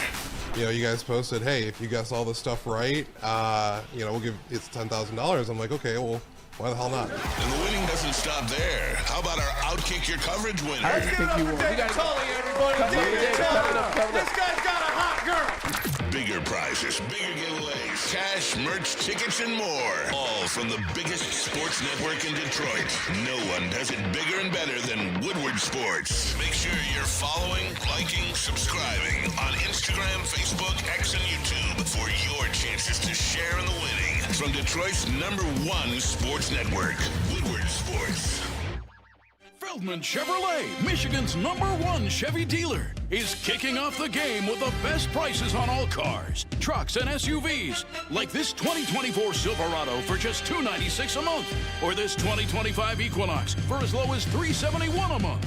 Our locations in Novi, Highland, New Hudson, Livonia, and Lansing means we have the perfect Chevy right in your backyard. Get the home team advantage every day at Feldman Chevrolet, Michigan's #1 Chevy dealer. Woodward Avenue, the first paved road in America. Woodward Sports, the first sports network born in Detroit and made for Detroit. Dreaming of a new home but feeling the financial pinch? Mark White & Associates, your trusted real estate experts, are here to help. Mark White and his team will pay up to $5,000 of your closing costs. That's right, I said $5,000. Call Mark White & Associates today at 248-290-8242 or visit them at markwhitesells.com. Again, call Mark White today at 248-290-8242 to make your dreams come true. And we are back in this Wake Up Woodward. Man, yo, lunch is looking good today, man. Shout out to Buddy. Y'all want to go in on one? Shout out to Buddy. Get 10% off. Might have to go ahead and do something. Get that app and everything. Get those points too. Hey, shout out to Buddy's. Original Detroit style pizza. Hey, you know, and before we kick it over to JBSmooovv for his mock draft, why don't we just set the mood real quick? Just satisfy that like button. Ooh. Gotta treat it right, especially after that victory. Oh yeah, for sure, man. You knew we was coming home and tagging that like button after that Pistons victory. Now, come on, now y'all know what it is, man. You know the like button ready for you when you come home. So just go ahead and hit that like button. Hit it real nice and real slow. But you can speed it up if you want to. You know, go at your own pace. But overall, just go ahead and tap that. Hit that like button. Run it up. And before we get to JBSmooovv, I also want to say we did not forget. There were a couple of you that did email me your mock drafts, and we will feature them after JBSmooovv features his, because there's one person in this room that has not done one yet to be critiqued and picked apart by all of us and the chat. And that, of course, is JBSmooovv. So show us what you got, JB. Whip out that big mock. Well, you know what? I wouldn't have it any other way, regardless. But my mock draft, a lot of the guys on this list are the same guys that have been in your mock draft, and they still keep popping up on my list as well, too. And they're, I mean, honestly, locks for a lot of these people as well, too. But I'll start mine off. No trades in my draft once again for this one, so I just went down the line pretty much. First up, obviously, I went with Nick Gordon. Needed that edge immediately. That's automatic for me, so that was my first pick. Round two, I went with guard Tate Rutledge, and they gave me a C on that pick, probably because they thought that Rutledge was going to make it to the third round, but I got a little nervous, and I didn't think that he was going to make it back around there. So I just had to go with instinct and to just pick him that second round. So shame on me if, you know, he could have lasted another round and I would have picked him third, but either or, it doesn't really matter. Third round, linebacker Kool-Aid. I know you'll like this one as well, too. Out of Oregon, Jeffrey Bassa. I know it's not someone that we haven't talked about a lot, but a guy out of Oregon, you're getting athleticism, you're getting speed. That's what you get out of guys from Oregon. Doing some more research on the guy. Great run defender, best in pursuit. He loves chasing around and chasing down backs. So that's his thing. Obviously, once he gets with the Lions, he's going to need to put on a little bit more size, because at Oregon, that's your whole thing. Speed, athleticism. They slim down just for those two type of things that they want. You line him up with a guy like Anzo or another year out of Campbell, they will be doing damage. He's an excellent communicator pre-snap. So even when he's not making a play, he's always willing to help and get his other guys to make that play as well, too. So shout out to him. Definitely a Dan Campbell and Brad Holmes guy as well, too. Next up, guard in the fourth round. I went doubled up on guard. Willie Lampton. I mean, we've talked about this guy before, so there's no I see Flannel waving his hand there for approval there. Willie Lampton right there out of the fourth round. Sixth round, wide receiver, Andre Armstrong. I don't know why we're not talking a whole lot about this guy. I really like this guy, that X-body receiver. Speed is his man's thing right here. He's going to put guards on their heels. He's an amazing route runner, but where he shines at is the guy's hands. I'm telling you right now. And he's 6'4". It's 6'4" as well, too. The guy's hands as well, too. Uses them to break away from defenders, and just that 50-50 in ball air. He's perfect at that. Perfect at making adjustments. Perfect at attacking the ball when in air as well too. That radius of him snagging a catch is amazing. The dude is kind of fit. You pair him up with some tutoring from J-Mo and Amon-Ra, this dude is going to shine. Hey, JB, I got him in the 7th round in my mock draft. That computer just cannot draft. I don't know why. I a don't guy know. like that falls to the 7th round. Like, it makes no sense. I have no idea. I picked him up in the 6th. Like I said, this was one of the things I couldn't really pass on. And then the final 2 picks in my mock draft, I kind of went with flyers on, but I'm extremely happy with it once I did a little bit more research with as well, too. Out in the 7th, safety Hunter Waller out of Wisconsin. This guy can do multiple roles at safety. Blitz package, run support. Obviously, he's going to have a learning curve coming into the NFL, but all rookies are, so I'm not really, harping over that as well, too. But this is a guy who's going to be a rotational to start, but could develop into a real starting role. Has a strong football IQ. He is very smart. He picks up things very, very easy. This is a perfect person for a team who wants physicality, who wants a run-stopping safety with zone coverage, and once again, like I said, a Brad Holmes and Dan Campbell guy. And finally, 7th round, I went with tackle Xavier Truss out of Georgia, which once again, I'm extremely surprised that he lasted this long as well, too. Given this guy's size, strength, and his experience at a top-tier school like Georgia, it's a perfect foundation for an NFL success. If Brad Holmes and Dan love these SEC guys, these Bama boys, you got to show some respect to Georgia as well, too. And that's what you're going to get out of this guy. He can play multiple positions along the line, so he is very versatile. And that's something that we always preach about having here in Detroit as well, too. He fits best with the power run scheme, maximizing his run blocking powers. So, David Montgomery, could potentially be your new best friend out there on the line as well, too.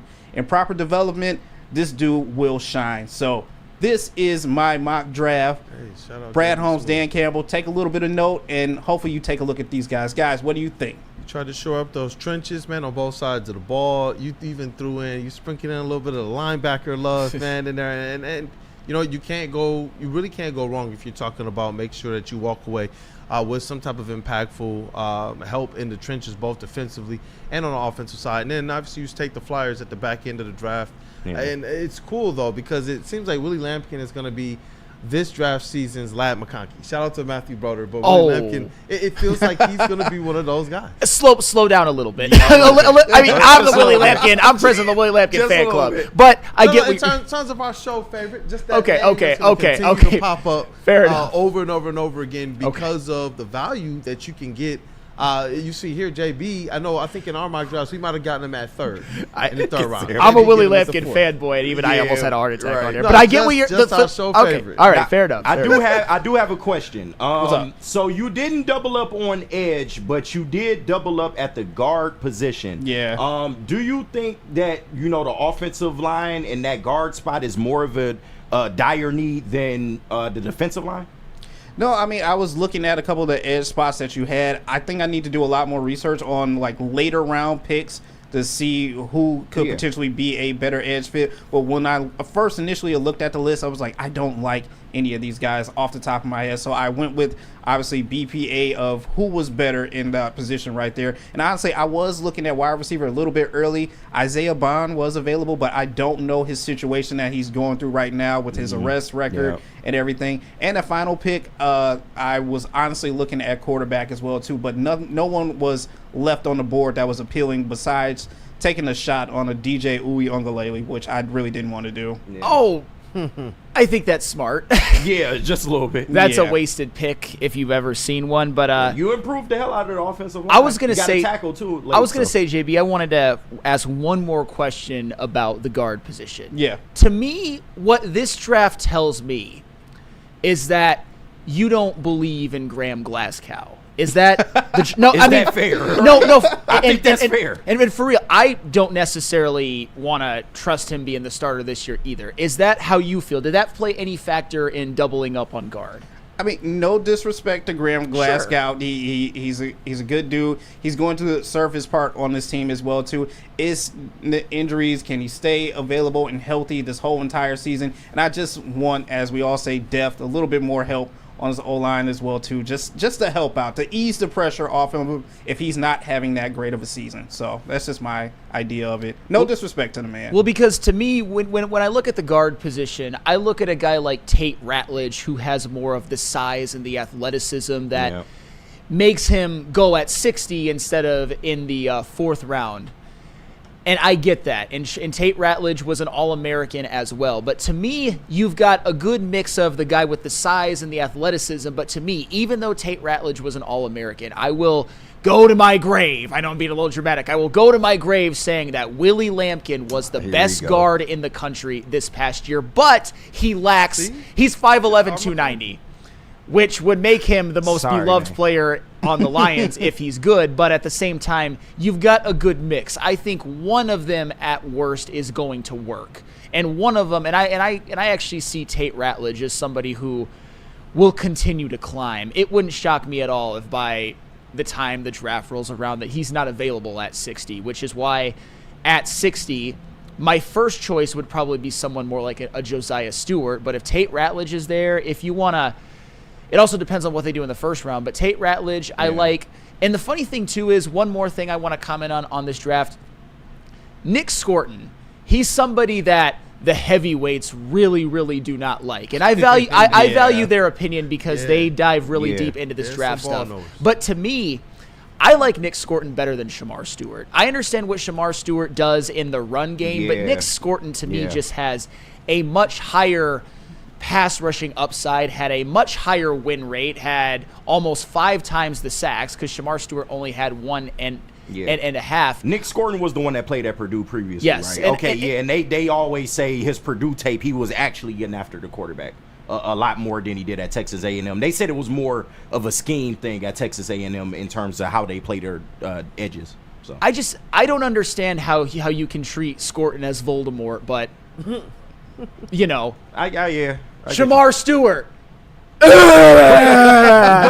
to be fair, it's the athletic tools I understand. of a Shamar Stewart. I understand. And for if you can unlock that raw, power and the tools that he has, then he's going to be damn good. Let's make no mistake. But KG, what I'm saying is you can prefer Shamar Stewart. I'm not mad at that. And I've said that I'm not mad if the Lions take Shamar Stewart at 28. But to treat one like Voldemort and one like a future star to me is to me they very similar if you ask me. They're big defensive ends. Yeah. And one's a better run defender, one's probably got more athletic upside, and one showed a lot more as a pass rusher in college. So I don't hate the Scorton pick in the first round. I'm curious, and I don't know if you remember who else was available at the time. So I actually have the first round results still available for everybody. Perfect. Obviously, Abdul Carter went first to the Titans. Unbelievable. Will Campbell, too. Yeah, I know. Travis Hunter went to the Jags. Surprisingly, that's crazy. Austin Gentry to the Jets. Mason Graham to the Panthers. They went back-to-back Michigan players right here with the Saints. Kenneth Grant to the Saints. Malachi Starks to the Cowboys. Mike Green to the Dolphins. Will Johnson to the Colts. No, I'm not beside myself. I'm just saying that Scorton might have been the best available because Ezaraku was gone, Mike Green was gone. They all got top 50. I got there. It was like, that's the earliest I've seen James Pierce picked in any mock draft. Bro. At 15, I haven't seen him picked earlier in any other mock draft. I was hopeful that he would have made it to 28, but no. Like when I got there, this was it, and I'm like, fuck. Now I got it. Bro, I did 3 mock drafts. He was right there. How you get lucky? He was there 3 times. I can't even get him 1. It's crazy. Yeah, but no. My overlying point, and I see people in the chat that Derek Harmon to the Packers are kind of coming at me for this one. I don't get why Scorton, because there was a time where Scorton was talked about as one of the top edge rushing prospects in this draft, and he seems to be somebody that's falling, kind of like a Jack Sawyer, although not nearly as far as a Jack Sawyer. And I like Nick Scorton. I think that he's going to be good. I think it would be a fine pick at 28. I would like to think, though, that there are going to be better available in the actual draft. But according to PFF, there ain't no concerns about Pierce. He's going 50. Ooh, to the Falcons. Yeah, yeah. They need that. They need that in a major way. Matt Judon was a major flop, but they still need a pass rusher. And Nick Gordon's falling down boards because run-dominant edges are just not as valuable as pass-rushing ones. At least that's how I sum it up. Pass rushing is a premier skill in this league. It can win you championships. We have seen it. So guys like a Nick Gordon and a Shamar Stewart, yeah, they're great, and athletically they're really gifted. And if you can unlock them on both sides, then yeah, you got a pretty good player on your hands. But coming out the gate, you got to develop that pass rushing element. I just think those type of guys are falling down the board because of that. Look at the people at the top, the Mike Greens, James Pierce. We talk about him a lot. He's arguably the second best edge in this draft. Donovan Ezeraku gets brought up a lot. He's in the first round now. Like, it's because of the pass rushing ability. I wonder how much of it also goes in line with not everybody can get their hands on having one of those mobile quarterbacks, but everybody in the league, if you want to have a chance to win a Super Bowl, is going to have to deal with that. And I do wonder if that's where, again, those edges. We know how much pressures and sacks affect everything with the quarterback being the most important player on the field, but I wonder just how much more of a premium now is placed on those types of players that can help with containing mobile quarterbacks. We talked about, even with the Lions, depending on certain types of players they can get, even if it's the pass rushing linebackers that can attack with speed off the edge. It's like it was all about saying, you see what we're going to face when we get to the playoffs.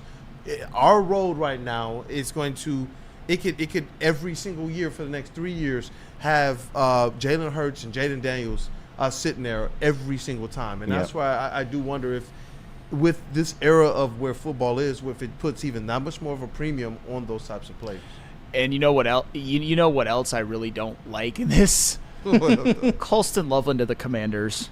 Yeah, Please don't let that happen. That's tough. Please don't, because Zach Ertz, he's about done, and he was really good last year. But that is definitely a passing of the torch because Zach Ertz really, I don't think he's got much left in him. But Colston Loveland, if he gets there, and if he can be that star tight end, just another weapon for Jaden Daniels. I certainly the team's gonna be sick on offense. I don't like that. I'm more mad about Derek Harmon to the Packers. That's yeah, what I'm more mad about. I do not want to see him in a Packer uniform. You got Rashawn Gary, you've got Edgerrin Cooper. I mean, they got what's his name? Numbnuts, who always crashes out. Oh, Quay Walker. Quay Walker, yeah, but he's a good player. Though. He is. He is a crash out. But not Lucas's favorite player by any stretch of the imagination. No, but he is good. But secondary is all right. But he is a crash out king for sure. But we've got a couple other mock drafts in there, JB, and unfortunately I didn't label them, so I know who they are though, but just throw one up there. Okay, I got you. We'll start with Dante 151. Okay, Kool-Aid, you sent this one in, I believe. Dante's and I sent Randall's as well. Oh, you sent a couple. Yeah. All right, we have a trade to announce. Is that TJ Watt? Yeah, it is. It has the Lions trading for TJ Watt. I don't know if that'll work out, but all right. So the Lions end up receiving TJ Watt, a 3rd round pick, a 5th round pick, and I believe 2020. So they traded back. They don't have a 1st round pick. That first pick is in the 2nd round. So they traded back. Is that what I'm getting? They traded back and then maybe made that trade for TJ Watt. Well, that's the thing. You can almost call the rest of this draft relatively irrelevant because you're having the Lions pair Aiden Hutchinson and T.J. Watt. Yeah. And Tate Ratledge too. Yeah, it's not a bad. Ty draft. Robinson and in the 7th round. You know how I feel about Ty Robinson. Demetrius Knight at linebacker. Call him Dante Holmes instead of Dante 151. That's not a bad draft, bro. It's not. I don't think it's realistic. I don't think it is. But either. If it happens, it's not bad. TJ Watt is no. I can't call it bad, but I don't think it's realistic either. It's definitely Madden-esque. It's Madden-esque. I mean, I love a TJ Watt, but I don't think it's happening. Yeah, I just don't see Brad going out there and trying to trade for an established player in the draft. I don't see that. Although you did just give up 1 pick and you received 4. I feel like they just would have done that already, man. Yeah, exactly. Especially on the doors they knocked on. And I would rather almost them trade up for a player in this draft, especially given the contract implications. But if he can cook something like this, then hey, Dante 151, cook up. Well, it'll be the best edge rushing duo ever. If he 100% it would be. Yeah. But who else we got, JB? Let me see who else. I'm not too sure who these are. You might know them, Flannel, but Yes, this is also from Dante151. Another one, which is a little bit more realistic. He's got Donovan Ezeraku, has him trading up for Donovan Ezeraku, which I don't necessarily mind. Yeah, that's a if good that's spot. what it takes to get him. You know, I would love him here at pick 2. He gave up a Josiah Stewart, compensatory and a 4th round pick. First, Okay. a third, and a 4th from next year. So a couple more undersized but highly productive and highly skilled edge rushers. You know I don't mind that. Yeah. You damn sure know I don't mind that at all. You got Isaac. Shoot, I can't even read that last name. Isaac Tasa? Yes. I think that's it. And Tasa? you got Ty Robinson in the 6th round. Love that for sure. Craig Woodson in the 7th. Like that as well. That's a pretty solid draft, Dante. Yeah, I like it. There's that one, and then we got this one you sent in as well. Yes, this is from Dale Day. Shout out. That's a great name, by the way. Dale Day. Dale Day. Oh, we got some more trades in. I would and by the way, Dale Day, that's that's what I would call the days back in my younger days when I would go downtown to Ferndale. Those were Dale days. But anywho, But yeah, it looks like he traded back as well. traded back for Kenneth Grant at 48. I'm not bad. Kenneth Grant and JTT as the 60th pick. I mean, Okay. Kenneth Grant at 48, I think that would be an absolute steal. Hell yeah. Personally. And still to get JT in the 2nd round, yeah, I'm with that. Another guy that I watched probably more than most was Pat Bryant from Illinois. Love Pat Bryant. If he can be, if he's available at 130, I would not mind snagging him at all. Looks like Jonah Jordan Birch too. Jonah Savalinea. Yeah, So you're getting He tripled up on edge. But so Well, you're no, he getting the doubled up. needs. Yeah. You're doing. I mean, Mitchell Evans, tight end, later round. Not a bad draft. If you can get Kenneth Grant at 48, though. I think this is pretty damn good. It's good. Considering what he got and what he traded back for, yeah, absolutely. Yeah. I mean, are JTT and Jordan Birch? Well, Jordan Birch at 102. I think that's borderline pick. No, for real. Yeah, Like- at 102. Yeah. And JT not nothing to sneeze at either. Of I course would not. feel way more confident with our edges with those 2 picks behind DeMarcus Davenport going into the year. Absolutely. Fair enough with Kenneth Grant in the middle. Yeah, like come I on don't. now. I don't hate Could that. start day 1, Kenneth Grant. So And at least no- until Aleem gets back. And no Eric Allen. I was not experimenting in college. Ferndale's got a lot of really. I used to Orchid and Boogie Fever. Those were my spots. Of course, you in a spot called Boogie Fever. That is Hey, that Boogie is Fever's that got a fire, Chase. man. Come on. I just went out with some friends last weekend. They were like adamant on going to Boogie Fever. I didn't go with. I don't like paying a cover. It was $10. We just hung out at the New Way bar. But yeah, I mean, there's some regular spots in Ferndale. Thank you. So No, it is. Absolutely it is. But Eric Allen, I don't mind. That's a fair comment. But do we got any more of them in there, JB? Nope, I think that was it. You got Rando. I think I sent one more. Yeah, Might be a wake up give me 1 second then to check Slack real quick. Yeah, it should be one more in there. I don't know, man. Rando was talking smack a minute ago, which he tends to do. So I am definitely going to look at your draft with a fine-tooth comb. You might like pick number 1. Oh, boy. Yes, yay or nay? Let's see. I can't wait. Shout out to Randall Swell. And thank you, everybody, for sending in these mock drafts, supporting the WUW Crew. If you get an opportunity to, go ahead and smash that like button. As always, you guys are the most important part of it. And 48, I guess, is supposed to be 28. I was wondering why they still had so many picks. But okay. All right, well, here we go. You got Randall? Rando. You can read that off for us? and that's the thing. You receiver in the you second get round. on me for That's the first for round. like saying that He took it at 28. that's what drives me crazy, Rando, because you're about to pick apart my draft for or my philosophy for not slobbering all over Shamar Stewart, and you pick Luther Burden in the first round and act like that's gospel. Like, I was just gonna say, like, there was a little bit of talk about this on E&E yesterday when Dave Burkett was on. Dave Burkett. Yeah, seems- like, you know, if like maybe they draft another receiver, and that kind of tells you what they are gonna do with J-Mo's extension. that would say a lot. Similar to what you were saying with the when you went. I know you were trying to be off the wall, but when you went with Jahad Campbell when you brought up the caveat of Alexander Zaloni. Yeah, but that's kind of, I don't know about that one. All right, that's what Dave Burkett from Detroit Free So I Press understand said. the thinking a little bit more there. They not taking a first I love round how- receiver. Could you imagine that? I love how, according to PFF, it's an A+. Because Luther Burden is not supposed to fall that far, but BPA in terms of receiver, Yes. but we don't need a receiver. Like, not one that high, we don't. So. Man, I want to see his full draft now. I wish. Yeah, so to run down his picks, round 1, number 28, wide receiver Luther Burden III, got an A+. He then goes and trades round 2 pick, number 60, for a 3rd, a 4th, and a 5th round pick in this year. 3rd round, he picks up Tate Ratledge. Edge in the 3rd again, Austin Gilead? I'm not too sure about him. Ashton. 4th round, another edge. I'm not even going to try and pronounce this name. Oluwafemi. Oluwafemi. 4th round, wide receiver Kyle Williams out of Washington State.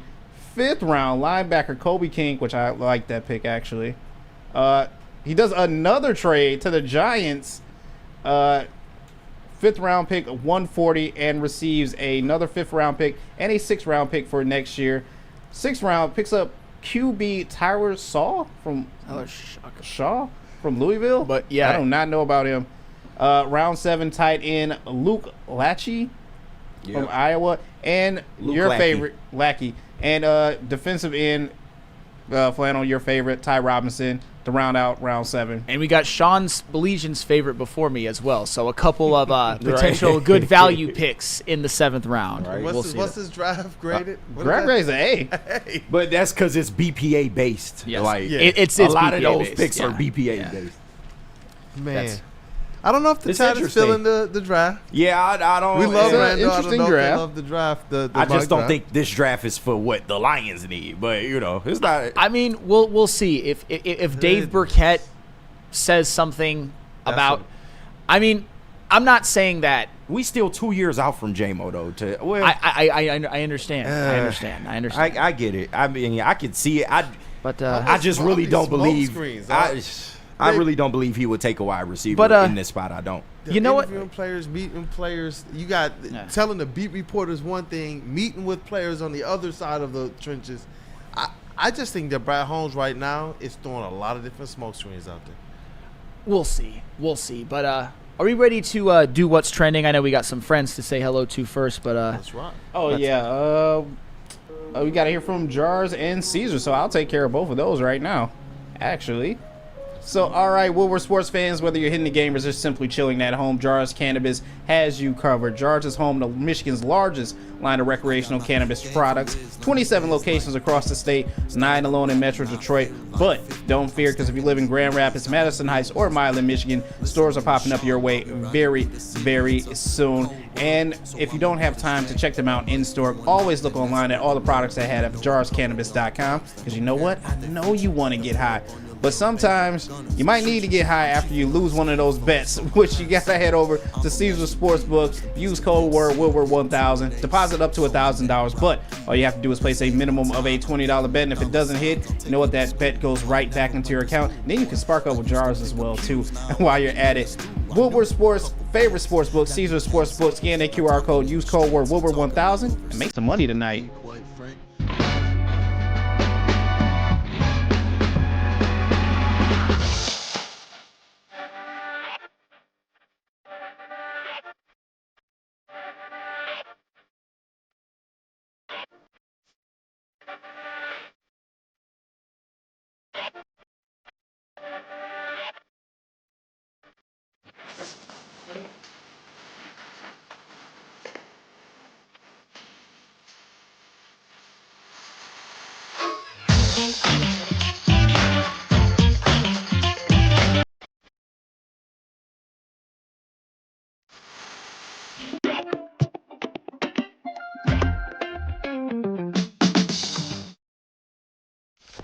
Woodward Avenue, the first paved road in America. Woodward Sports, the first sports network born in Detroit and made for Detroit. How do people feel about getting a Planet Fitness membership for $15 a month? Why do they like working out in the clean and spacious gym that's filled with equipment for every workout? And how about free fitness training in the judgment-free zone that leaves them feeling energized all day long? Join Planet Fitness today with the free PF app online or in club and start getting that big fitness energy for $15 a month. What up, though, people? Here to tell y'all about our newest partner, Loom Cannabis Co. Spring is in the air and Michigan is buzzing, and I mean that literally. The drink buzzing. 7.5 milligrams of real THC wrapped in bubbles, crafted with real fruit juice and no artificial sweeteners. They're big in flavor but low in calories and 100% hangover free for my people like Sam over there that got to get up for the next day. But catch it in watermelon, cherry, strawberry, or try one of the new flavors, raspberry, lemonade, and peach. Crack a can, take a sip, and catch a buzz. Available at Loom's 38 locations across Michigan. Use code word WSN30 for 30% off your entire order. Go get that at loom.com. And we are back. Hey, Feldman Chevrolet of Novi, Detroit's #1 Chevrolet dealer and the Chevrolet Dealer of the Year for 6 consecutive years. They got deals of the month. You can get a 2025 Chevy Silverado 1500 Crew for just $199 a month. You can also get a 2025 Chevy Equinox for only $249 a month. Come see George Hawes and his team at Feldman Chevrolet of Novi. Hey, now we are back. What up, though, people? This Wake Up Woodward, and thank you, chat family, for smashing that like button this morning, for sending in those super chats. So JBSmooovv, definitely be looking for that next winner. Do we know how close we are to a potential second merch giveaway today? $40 away. Okay, dope, man. Thank you to the chat family for supporting. It goes a long way. We're trying to get the WUW Crew to Las Vegas for NBA Summer League. It's going to be epic content out there, but I know what's also epic content. Everybody's favorite, what's trending with JBSmooovv. Let's rock. Let's do it. And now it's time for the most electrifying segment on the internet. Bum, bum, bum. It's What's Trending with JB. Live on Wake Up Woodward. Known Tobias Harris basher, JBSmooovv. Let's rock. Trying to deny those allegations. I can't deny those allegations. I had to check him at the game. I'm like, come on, man. I mean, we in a playoff push right now, man. We don't need all that hate. There was 4 turnovers, but like I said, the man was serviceable last night. So I got to give him credit right there. I got to give him credit right there. But what's up, chat family? I've got some stuff for you today. Hey, it's the weekend, so get yourself ready. And why not do that with some Sprite and Absolute watermelon? I don't think that's a bad combo. I don't like Absolute vodka. It's fucking disgusting, but the rest of it is cool. What? Really? Not an Absolute guy? I'm not a vodka guy. I try to stay away from the devil's drink, I call it. The devil's drink. What experiences have you had with Absolute, man? Yeah, that's got me questioning. You really want to know? I had a gallon bottle for my 21st birthday and damn near didn't live to tell the story. So, yeah. Gallon. Yeah. Yeah, it got crazy in Sandusky. Let's say that. Shout out to that hotel in which we did $2,000 worth of damage. I've never been back. I never got charged for it, but I've never been back to that hotel since, bro. But hangover, man, it was some debauchery happened that night. Shout out to all my people that was there. They know about the famed Ohio trip. But was that the I'm never drinking again next morning experience? Yeah, that was also the McDonald's recovery meal morning. Yes. The steak bagel. Oh my God, I fell in love with the steak bagel that day. Jesus Christ. Oh, that so shit, good. It was smacking. And by the way, inject this drink into my veins. Yeah. Give it to me any day of the week. The steak bagel from McDonald's. Bro, you gotta try that you had to try it on a biscuit, man. I don't like McDonald's biscuit. They too fucking dry. Be damn near about to choke just biting into it. Steak bagel the next day. I'm with you. I definitely would give this drink a try. Thank you. Yeah, I'll try it. A+ drink. Look out for it at your local store whenever you can. Next up, hey, to pair that along with the drink is just bros being bros on the weekend, a Friday night. Oh boy. Just bros being bros. But listen, why? I know the chat don't want to hear this, but for some reason, when white friends get together, they just want to do stupid shit like this. Like, I just don't understand. Kool-Aid, we brothers. We want to watch the game. We want to, maybe turn on the PS5. What possesses you to want to do shit like this? I don't understand. Sam, explain yourself. I mean, here's the You're thing. right there, bro. I've never been what you would call like a roughhouser or a daredevil or anything like that, but I definitely know some who are.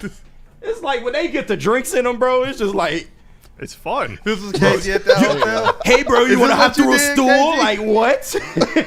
No, I don't. KG plus absolute vodka. Dog. Do you want to hop through a stool, bro? Absolutely not. The fucking Pistons game on, bro. I'm But just why you trying to looking kick mad it, at his dog. homie at the end? Like, bro, you Right. literally launched yourself, bro. He's stuck in the fucking Look at stool. him. Look at the way he looks at his homie. Oh my god. Look at him. Like, dog, you jumped yourself. Dog, what the fuck? I just want to know, like, what was going through them? Like, yeah, bro, I think I can make it. I don't know. 3 or more of them get together, bro. It could be problems, man. You just never know. They probably had a little bit too much of those Sprites and Yeah. Absolute Vodka mixed Are you together. getting a TGT shirt or no? I don't think I can. Nah. I can't do it. I can't do it with these guys. Nah, look at Phil being mad. Black friends do $1,000 in damage. Hey, I'll have you know there were white people at that establishment as well, motherfucker. Yeah, suck on that, motherfucker. Shout out Phil though. We love Phil, man. He's Phil, one of our special friends. We love him, man. Shout out Phil. Sam doesn't. We do, man. We do. Shout out Phil. KG, you might be upset at me at this next video because as you've seen, this is what happens when white friends get together, but this is what happens when black friends get together. Oh shit. Uh-oh. Why you swinging? Why you look like you playing baseball golf? Bro, he look like a fucking cartoon character. He's fucking swinging like that. And that's crazy. That look, I still don't feet know. up. But did he missed. I still don't know if he hit the ball, even falling He down. didn't. He whiffed on that Look at shit. this. Missed it. Still missed it. He whiffed on Look that at shit. this. He botched it. Yeah, that's pretty bad. That's pretty. He missed with 2 swings, dog. He swung so hard he had 2 opportunities to hit the ball. Hey, you got me on that one. Brothers can't swing a golf club. Look at Charles Barkley, man. Tiger Woods. Well, Tiger, but he ain't all there. He about a good percentage, but he ain't all there. Oh, you mean the Charles Barkley that still thinks the Pistons play at the Palace? Yeah, Yeah, I that heard Charles that too. Barkley, Yeah. Finally, I will end what's trending with this. I got to shout out to Chase for this one as well too, because he works at the zoo. He knows about these animal experience you guys get to have, when you actually are fans of animals and want to go out to the zoo. But question for you guys: would you guys spend the night with lions and tigers?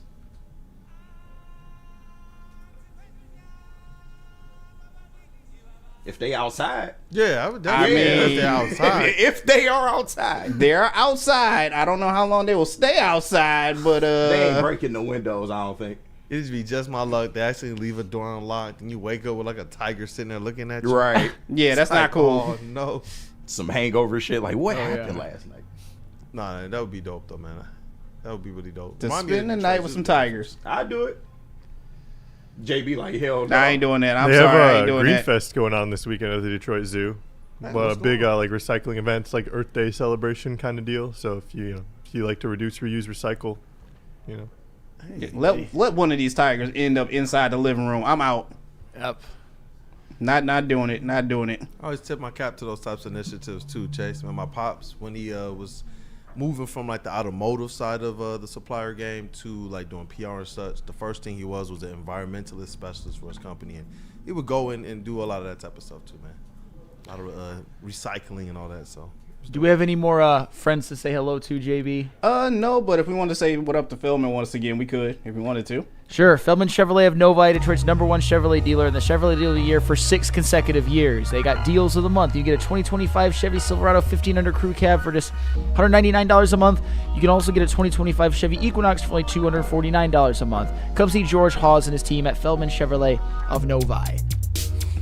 hey, if you guys have any of those Feldman mailbag questions, definitely get it into the chat. And while we do that, JBSmooovv, you have a winner over there. Oh yeah, I definitely got to pick a winner. Shout out to Burn. He said that's some rich people shit right there. Once again, thank you everyone for sending in super chats for everyone. But I think I gotta go with nobody as our winner right now. Hey. Shout out said, I need that slam giveaway. Good Lord, go Stone. So definitely shout out to him. Hey, shout out nobody. Email me kool-aid@woodwardsports.com. And you know what? You're definitely going to at least get this merch giveaway and stay tapped in with socials. You might get an opportunity to get the slam cover, the poster, and the shirt as well. So, hey, stay tapped in, and thank you guys for all of the support. I'm glad that we're able to incentivize and be able to just show our appreciation for you all in these types of ways. So let's jump into it, man. Any other super chats to clean up, or are we good there? No, I think we are all good. Once again, shout out to everyone sending in super chats. Appreciate you guys. Abbreviated mailbag because me and Justin recording Woodward Wings after this. I knew it. The tone of his voice. He like hurry this shit up, man. Yeah. Wrap it up, B. Wrap it up. Charles Wrap it up, McClain, #Feldman Mailbag. Latest mock drive has 4 QBs in the first 4 rounds. Sanders was not the second QB taken. Where do you rank Sanders as a QB in this class? Probably second. I mean, I think him and Jackson Dart are pretty comparable, but I'd probably put Sanders ahead of him. Yeah, Shedeur ahead of Dart. Dart will go in the first round, though. Yeah. But Spenny really likes Dart. Well, it's because there's a reason he likes Jackson it's the flashy plays that he provides. Hey, we'll do one more here, man. Let me see here. Freddie fell through on the Feldman Mailbag. Favorite obscure basketball jerseys? He's put Weber, Pistons, Iverson, Nuggets, etc. It's tough. Obscure basketball jersey. I'm trying to think. Some that I like. I don't know. My mind instantly went to Ben Wallace in a Bulls uniform, but I didn't like that. Yeah. So I'm just trying to think of ones that I like. Didn't T-Mac wear a Pistons uniform Yeah, he for a sure very did. short Yeah. period of time? Bro, that T-Mac fucking. Why do we always get the good people way At the past tail their end of their prime? Like, career. Does anyone remember? It's like a little bit. I've seen him before. It's like I think before I was alive. But the tie-dye Lithuanian national team jerseys. I did. Oh yes. Talk about like obscure random jerseys. Those are pretty badass. Oh, that's a good one. I know there was let me think. Did Dominique Wilkins play on the Hawks and his career? Oh no, that was his like main team. Where else did he play? I think the Celtics actually. Was it the Celtics? Yeah. Why did I say the Hawks? Obviously, think it was Dominique Wilkins was on the. Mike G, we could probably ask Flannel to do this, but I don't think it'll happen. Oh boy, he would like for you to do the running man in a Ben Wallace jersey for the Pistons playoff run. Is that possible? All the mojo. Come on, man. Sam. Don't It's you the want your playoffs. Pistons to win? You're tugging at my heart. I don't know. Bro. Nah, he on bullshit. He on bullshit as usual. Oh, dude, Dominique Wilkins played for the Spurs and the Magic at the end of his career. Yeah, I wow. didn't think he played for the Celtics. But. He did. He did. He played for the Clippers, the Celtics, the Spurs, and the Magic. Damn. Didn't He's a journeyman technically? Patrick Ewing play for the Magic or something? Yeah, or he did. Yeah. Hakeem played for the Raptors or some. Really? That was the tail end. Yeah. Yeah. Just like Barkley on the Sixers. I don't know why. I always He was wanted a washed by Carlos nigga. Arroyo jersey. You said what? I don't know why, but I always wanted a Carlos Arroyo jersey. Really? Why? I was a fan of it. I like the way that he played the game from the point guard position. Okay. Team Puerto Rico. Man. He's talking about okay. I was one of Carlos Arroyo. Sam, like, okay. Hey, look, man, I like who I like. I don't really care. I like Carlos Arroyo as a basketball player. He was a good point. He wasn't bad. He wasn't bad. Give me a Jay Wills Wait, jersey, man, white we talking chocolate, about man. Obscure jersey. It was just All right. Carlos Arroyo. Obscure. I'll give you obscure. There we go. Carlos Arroyo. I really can't think of none off the top of my head, but What about you, Kavasi Chase? Any other obscure ones for you? Oh no, sorry, I was thinking about something else. That's all right. I think that's a show. That's right. Hey, let's get that chest pass. Chat family, thank you guys for supporting Wake Up Woodward and Woodward Sports. Stay tapped in for the entire day and support the rest of the other shows on the network as well. Hey, you guys are definitely smashing that like button. We got that giveaway. Nobody. Again, Kool-Aid at woodwardsports.com, and we will get you taken care of. And anybody else, too, that may still be waiting for the giveaways. Shout out to the ticket winner, the ticket giveaway winner as well. His name is Vince. We want to do everything we can to make sure you guys are rewarded for support on Woodward Sports. Shout out to our brother Matthew Broder, that dude Justin, Kavasier Chase. What up, though? Hey, what up, though? Hopefully you guys have a good weekend. Like I said, if you guys want, come on down to Greenfest to the Detroit Zoo. Other than that, hope you guys have a good weekend. It's the Clash of the Last Coliseum this weekend. Their NASCAR is at Bristol, so shout out to my guy Chase Elliott, and hope we have a good race weekend. Like me and JB get after episode 6 next week coming for Fast and Loose. Check out it's on my YouTube if you guys want to get a little taste of Fast and Loose with JB and I. He's fast, I'm loose. So hope you guys have a good one. I love when you say that. He's fast, I'm loose. Oh, that's great. Y'all check my boys out, man. Loose is a very common NASCAR term. Yeah. When you get loose, it's when your back yanks. That's why. Yeah. No, I get the terminology. It's just funny when he delivers it. That's all. Like, they go fast, and the cars get loose. Like they were just at Darlington last weekend. The lady in black coming out of turn 4, man, they just paint the wall. They have a little stripe counter. JB and I, it's our favorite track. We were having a ball last week. Episode 5 was probably the best. I have to agree. Y'all can't get this analysis anywhere else. Woodward Sports, baby. Y'all tap in with my guys, though. For real. Tap in. Hey, this elite booth. We got Detroit's #1 draft pick in the sound booth. KG, Rookie of the Year, MVP. What up, though? Hey, feeling good, man. Everybody have a good, safe weekend out there, man. Tigers get back on that winning train, bro. Looking forward to that. Go Pistons, finish out the season strong. And yeah, man, new episode of Woodward Ringside dropping this Saturday. So make sure y'all are tuned in for that. Me and JB are going live, baby, leading up to WrestleMania. So definitely want to tap in with that. Shout out to everybody that joined us and shout out to my team, man. Let's keep it rolling. Woodward Sports MVP in the TD booth, JBSmooovv. What up, though, brother?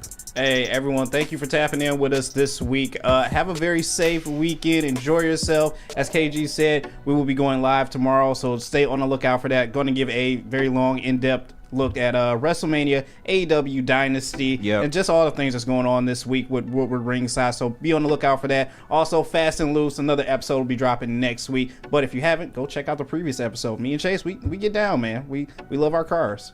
Hey, the vet of the squad, the vet of the network, that is Flannel Sam, Red Wings correspondent and all sports knower. What up, though, brother? Hey, me and Justin, Woodward Wings. Woodward Wings. I mean, you watch can both. Ringside too. Right. Watch both. Woodward Wings coming out tomorrow at 10 a.m. We are doing an autopsy on the season. Damn, man. Oh, man. It was a good fight, man. That's sad. Yeah, was it? Tune in. Yeah, right. That's good tease, 'cause you said there was a certain amount of fights that you wanted to see down the stretch, even if they didn't make the playoffs. Can't wait to see what the breakdown is. It's your boy Brandon Dan, aka Detroit Kool-Aid, your credential Pistons reporter, writer for the network. And we appreciate you, Wake Up Woodward family, for choosing to kick off your day with us and supporting us. Smash that like button on the way out if you haven't. Have a blessed day, you guys. Go Pistons. Playoff.